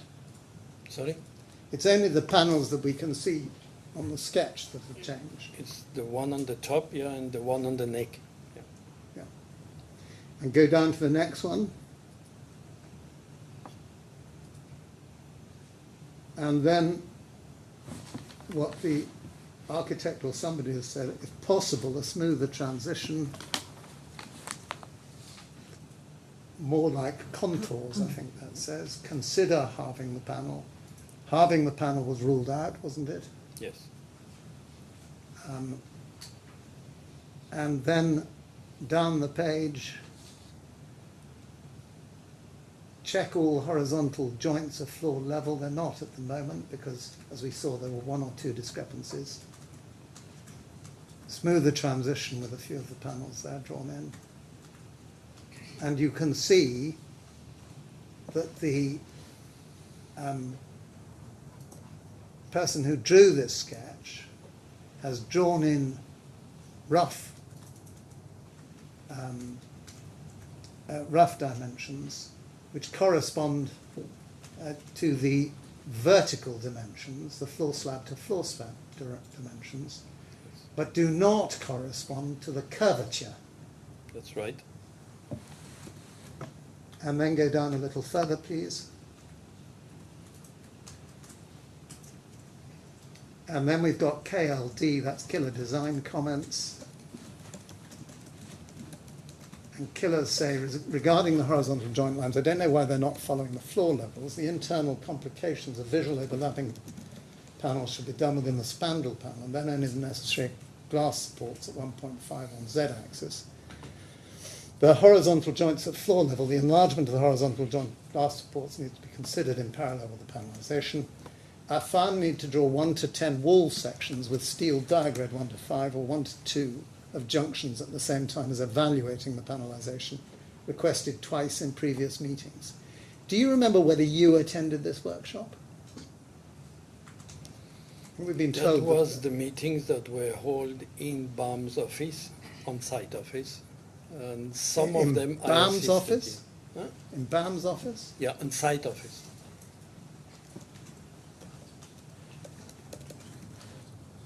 I suggest, in fact, they were held at Affan's office, generally speaking. The first ones were holding BAM, and here we have the steel structure guys that assisted. So if the steel structure guy assisted, that was held in BAM's office. I see. The one held in Affan war room, as we called that at that time, was with Meras, with client, was Affan, BAM, Meras, and Killer Design, and Bureau Harbor, and Colte. But there was no So if the structural steel people. guys were coming, No. they wouldn't travel. They wanted to go they wanted to go to BAM's office. Yes. But the ones without the steel guys there Yeah. were held in Affan's office. There was, yeah.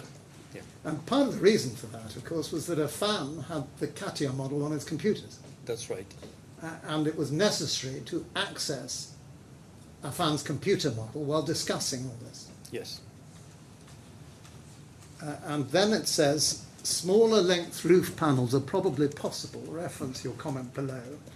However, I'm assuming that Affan are trying to reduce horizontal roof joints for waterproofing the roof.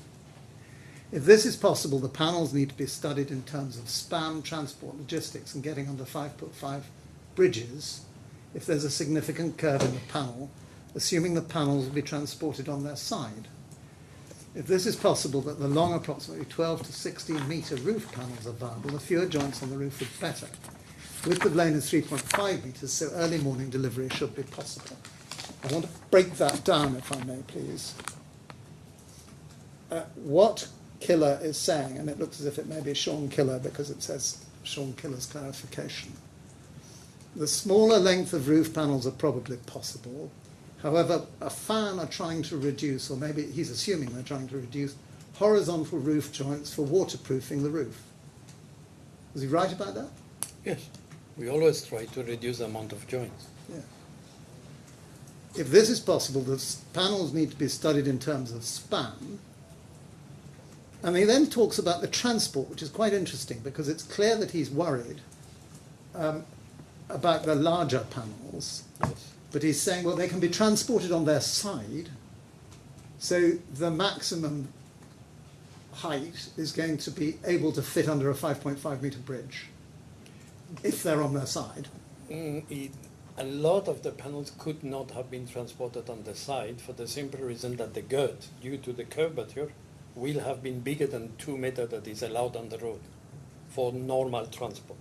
Even if you transport the panel on the side, if your panel has that shape and you put it on the side, the girth is still bigger than the size of the road. It does look as if Mr. Killer didn't. But then even architects. Yes. At any rate, he's of the view that the width of lane being 3.5, early morning delivery is possible.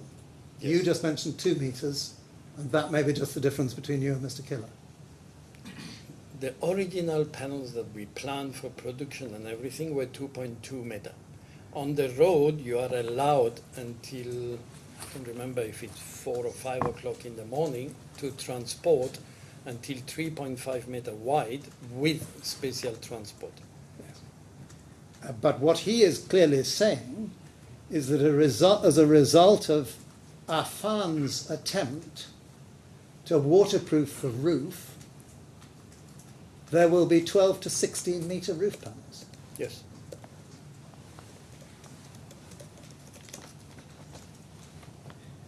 Now that's Affan's suggestion, and I think you understand that under this contract, Affan had the full responsibility for design development.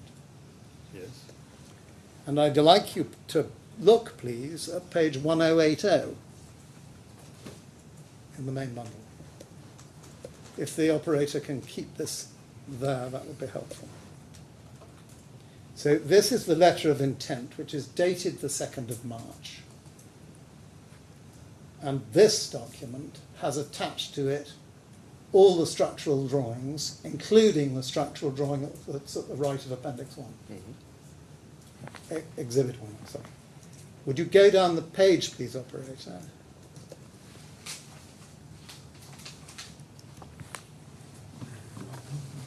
And if you look at the scope of work, I'd be happy for you to read that to yourself.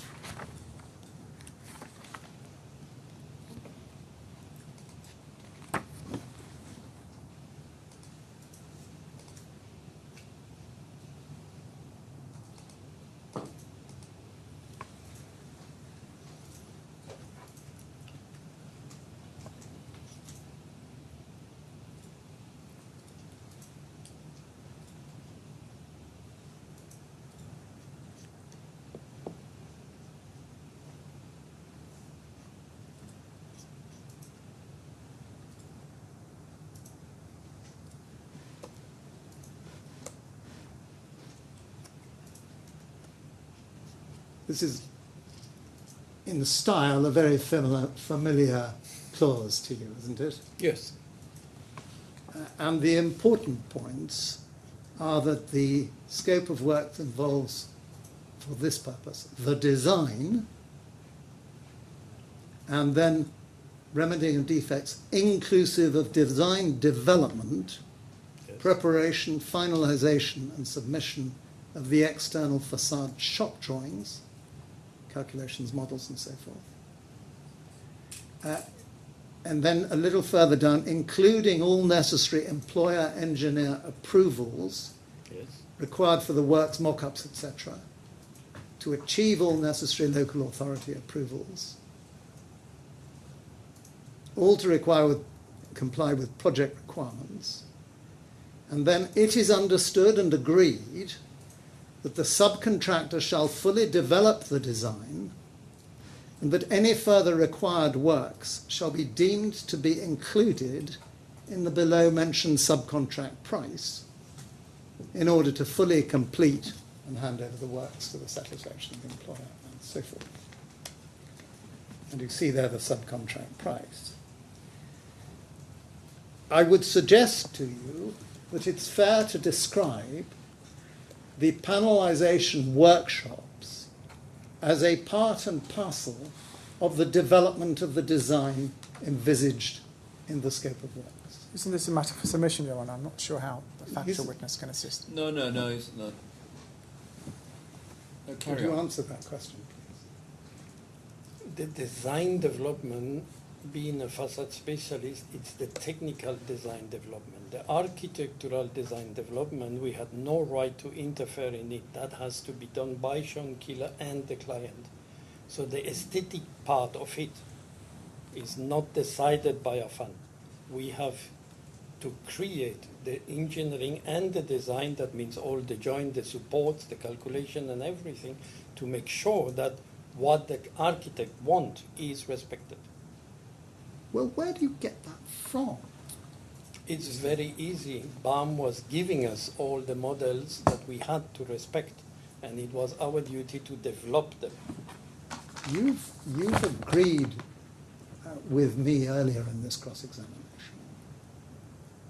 that what made Affan, and it was the preferred contractor, was that Affan came up with a proposal to complete the cladding of the facade with larger panels spanning floor to floor, attached, connected to the diagrid. Yes. In competition with others who had triangular panels. Some had panels that just spanned half floors and needed extra diagrids at the half floor level. And yeah. That was a design proposal that involved a consideration of aesthetics as well as buildability. That's right. That's why we make a proposal for it. And that's why you got the contract. So it's entirely false, isn't it, to say that aesthetics has nothing to do with you after you've put in your proposals. It has nothing to do with me, not with you, with Affan. me. Affan, yes, that's right. After the letter of award, the architect and everybody was involved in it. And we were getting instruction of what we had to follow and not follow. Everything came from many, many hours of talk during meetings in our office with the architect, with the client, with everybody. Can I just ask you this? Sorry, can you finish? Yeah. Have you finished your Yes, answer? no, it was a development that was done together. Yes. I'm going to go back a stage.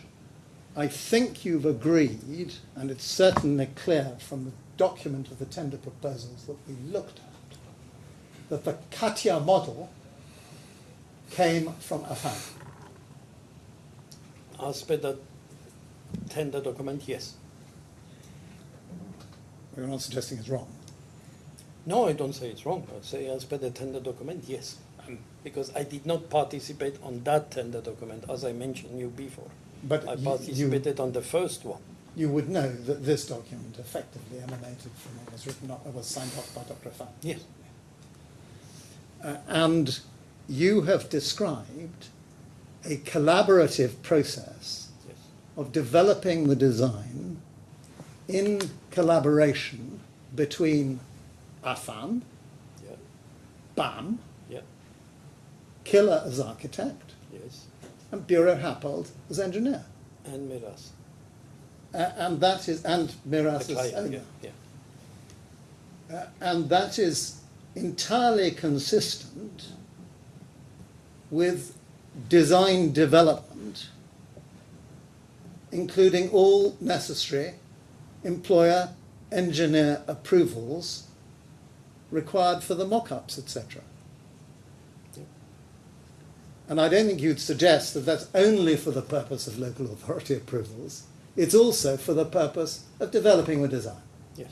So that everybody gets the product, it's an unfortunate word in the sense of an architectural result that is acceptable to everybody, including, of course, the employer who's paying for it, but also as a matter of pride for Affan, who is producing this landmark facade.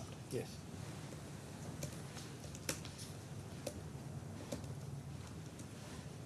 I want now finally to come to the question of hexagons.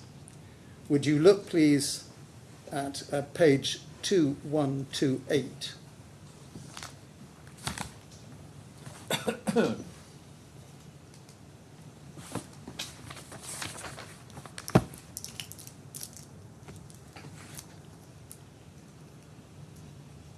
This is a document that was presented on behalf of Affan in February 2019, and it was suggested that the hexagons were a variation introduced by the employer's design team, and the purpose was said to be to enhance the malleability of the specified stainless steel sheet thickness.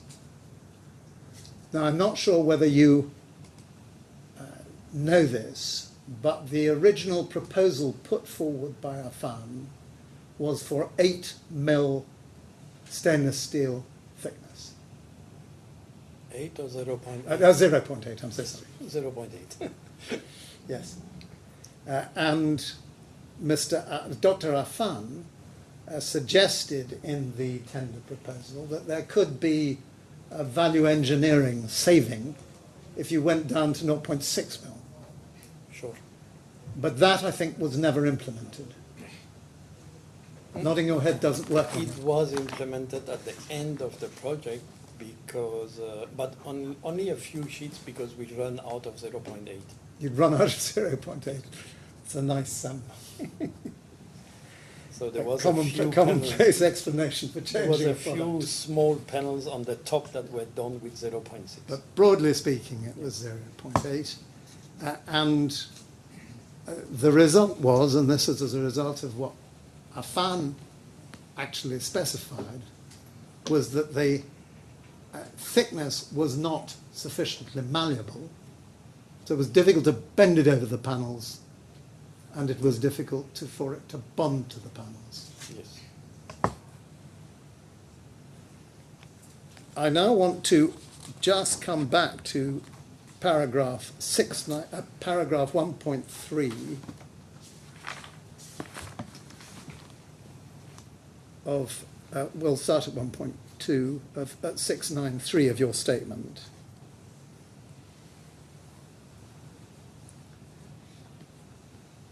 (1.2), you say the introduction, you don't consider that the introduction of panelization or hexagonalization were reasonably foreseeable at the time of the tender, or that a subcontractor tendering from the works would have been in a position to anticipate the nature of the changes that were introduced.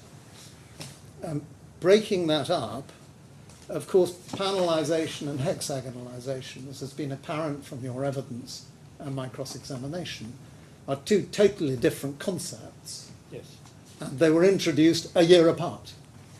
Yes. Because, in fact, panelization was early 2017, and hexagonalization was only considered once you ran across the problem in 2018. Yes. And the two cannot be run together, but as far as foreseeability is concerned, Affan was responsible for design development. Yes. On panelization, they'd had all these workshops with all the professionals involved. and come up with a solution. Yes. And on hexagonalization, a solution was only produced when the problem occurred. No, the solution was created before by riveting the panels. And the samples were submitted with rivets and rejected. And the rejection, Yep. I don't think we need to go into the detail of that, was because you could see the rivets. Exactly. Now, you would not think it unreasonable for either an employer or an engineer or an architect producing the most beautiful building in Dubai to object if the rivets that were holding the stainless steel to the GFRP panels showed, to say something's got to be done about this. Technically, we have to impose a mechanical fixing. It is law. We have no choice. Even if you bond the panel, you have to mechanically fix it because you are not allowed to have panels overhead that could fall on somebody if the glue failed. So technically, we need it. So we had rivets that were on the side, hidden in the joint, and in the middle between two panels. When you have two big panels of stainless steel, in between the two panels there was some rivets. Well, we'll come to what happened. The reality was, though, that Dr. Affan had come up or come across hexagonalization as a solution on another project in the past, had he not? Not that I am aware of. You don't know about that? No. And he suggested, I've worked on this in the past, this is what we did, and that was a way of rendering. As per my knowledge, this system came to us. It was a proposal or an idea from Bureau Rapport Tobias. He's the one who introduced that in a meeting. We immediately all left down for production, where we had Miss Michelle Saber that was in production in the laser machine, making some hexagonal pattern to see what will be the size that they were ready to accept. We'll let me come back to that. I suggest to you it was actually an Affan idea because he'd done it before, but it perhaps matters not. It was all part of the design development of this at this stage to get over a problem. At that stage, the problem came only after they rejected the rivets. Yeah. That was on VMU 5, I Five. think, revision 3 or 4, something like that. And in fact, you did continue, I think, with some studs at the edge of the hexagons. We had to include studs everywhere, yes. And the studs were invisible. We created the technology to make it invisible, yes. Yes. Whereas the rivets had been an eyesore. As per standard, You may think rivets are pretty, but I mean, as per it's standard in construction, you should check things at 3 meter and 90 degree compared to the panel that you want to inspect. But it is common it is common system that architects are checking at 2 centimeter from the panel. So yes, a rivet, when you look at 2 centimeter, you see it. At 3 meter, you don't see it. A lot of people are still telling me that they cannot see the dimples that are actually on the building, and these dimples are 8 millimeter by 4. The rivet was 3 millimeter diameter. Well, everybody accepted the dimples. Yes. The problem with the rivets, Yeah. as I understand it, and this hasn't been a source of contention before, was that the rivets, as they went through the steel, created a dip in the steel. Not as they went through the steel, but where they went. I understand what they you created a dip, and so the light was. This is something that happened when you use rivet, and yes, the distance between rivet is too big. It could happen, but in our sample, it was not happening.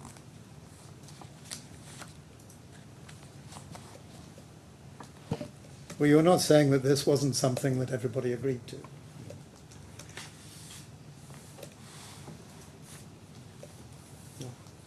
was suggested, you all went away, produced a solution that was implemented.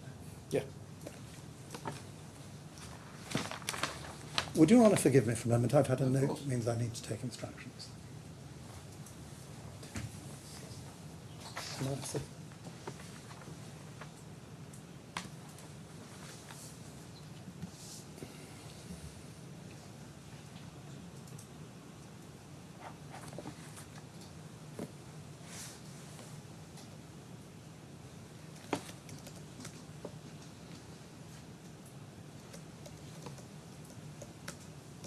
Yes, I'd just like to ask the operator to put up. Sorry, I'd like to ask the operator to put up I5332, which is in the electronic bundle. In the electronic bundle, please. It's a folder to RAS 12. Sorry, electronic bundle which? Is it definitely electronic? So you're going to have to give me the reference. Folder 10 in RAS 12. And it's page I5332.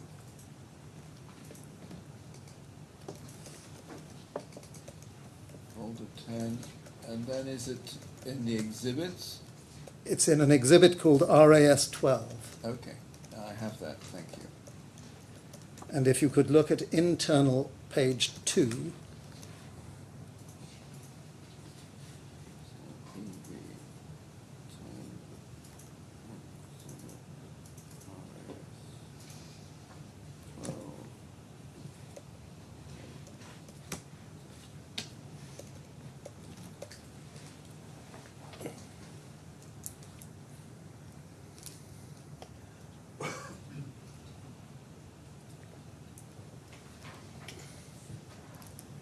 This is addendum number 1 to the first tender proposals. And you say you were involved. I think it's not on the screen yet. Oh, it's not? I have a letter of the 4th August 16. Yes, but you wanted page 2 of that, which is headed section 1 commercial. Yes. Okay, well, it's on screen now. It's actually 2 to 16, I think, deals with commercial. Is it at page 16 do we need? So which, you don't want page 2, you want page 16? Yes. Okay. So I'd just like you to look at the first line of EWS01. This is the first tender, the one in which you were involved. Yes. And that describes the panels as advanced structural composite facade panels, double curved. So double curved already in August 16.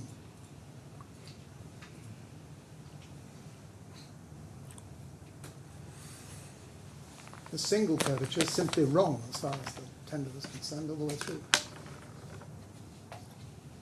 Looks so, yeah. And it also makes it clear there that we're talking about a nominal size.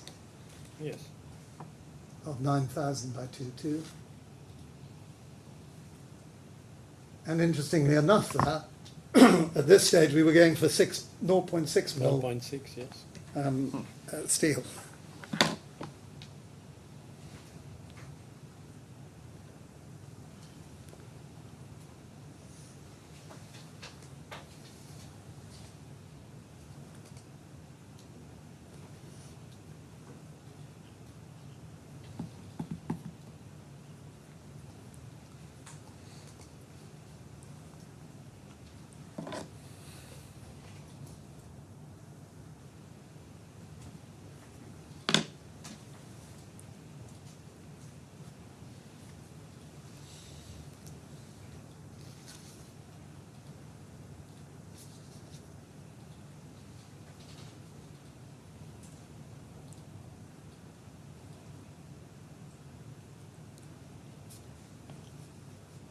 Yes, that's all I ask. Thank you. Thank you very much. Mr. Hussain. Mr. Durante, can you go back to combined bundle page 917? 917, please. Can we scroll down, please? So you said in your evidence that the 9 metre by 2.2 metre was a maximum. What did you mean by that? Above that, I need to revisit whatever is structural for the panel. I need to revisit transportation. I need to revisit fixation onto the digrid. Where, by the way, the digrid is not existing every 9 meter, but existing every 4 meter 50. So we can use the digrid in between two to fix our panels. You were taken to this document and you said you weren't familiar with it. And it was repeatedly put to you, if we go up, please. If we go up to the top of the page, that these images are from a CATIA model. Have you ever seen a CATIA model prepared before you got the letter of award for this project? No, personally, no. How much would it cost and how much time would it take to produce a CATIA model? A good definition CATIA model, 2-3 months. Right. Does this image say anything about the panel sizes? No. Okay. It was repeatedly put to you that there were some things that you agreed to. And just want to put this in a as open a way as possible. What was your understanding about how you could react if the client wanted something?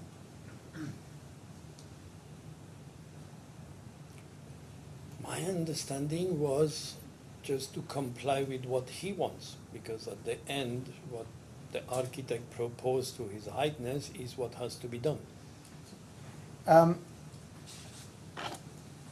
You were discussing the hexagonalization, and it was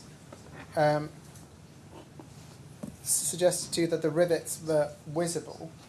What visibility would you have of the rivets that were rejected from a person looking at the museum? Honestly, I don't believe that anyone could have seen these rivets at more than 3 meters. To your knowledge, what, if anything, did the tender inquiry say about the visibility of rivets? Did it prohibit that? No. Thank you. I'm nothing further. Thank you. Mr. Ranti, I've just got one question for you, if I may. What do you understand to be the difference between a Rhino model and a CATIA model? The Rhino model, it's a model that is most of the time used architecturally. That means for design, for look. It's designed but architecturally designed. A CATIA model, it's a model that is extremely high definition, that is made to produce width. Okay, so a Rhino model you couldn't take the sort of quantities of it, no. But with a CATIA model you will see the amount of steel work that's there, the amount You will see everything, the amount of screws, of steel, of glass, of joints, of rubbers, of lights, of everything. Okay. The CATIA model that we created for this job has, after that, released more than 60,000 drawings that were used for production and assembly and installation. That's very helpful. Thank you very much indeed. Well, you're free to go now. Thank you very much. Thank you. And released if you want to stay, you're very welcome to. Okay. Thank you, Mr. Red. I'm in your hands, Jan. It's obviously a convenient moment to take the lunch break rather than start an important new witness. So it is 9 minutes to. Let's start then at 10 to 2, please. All rise. Thank you.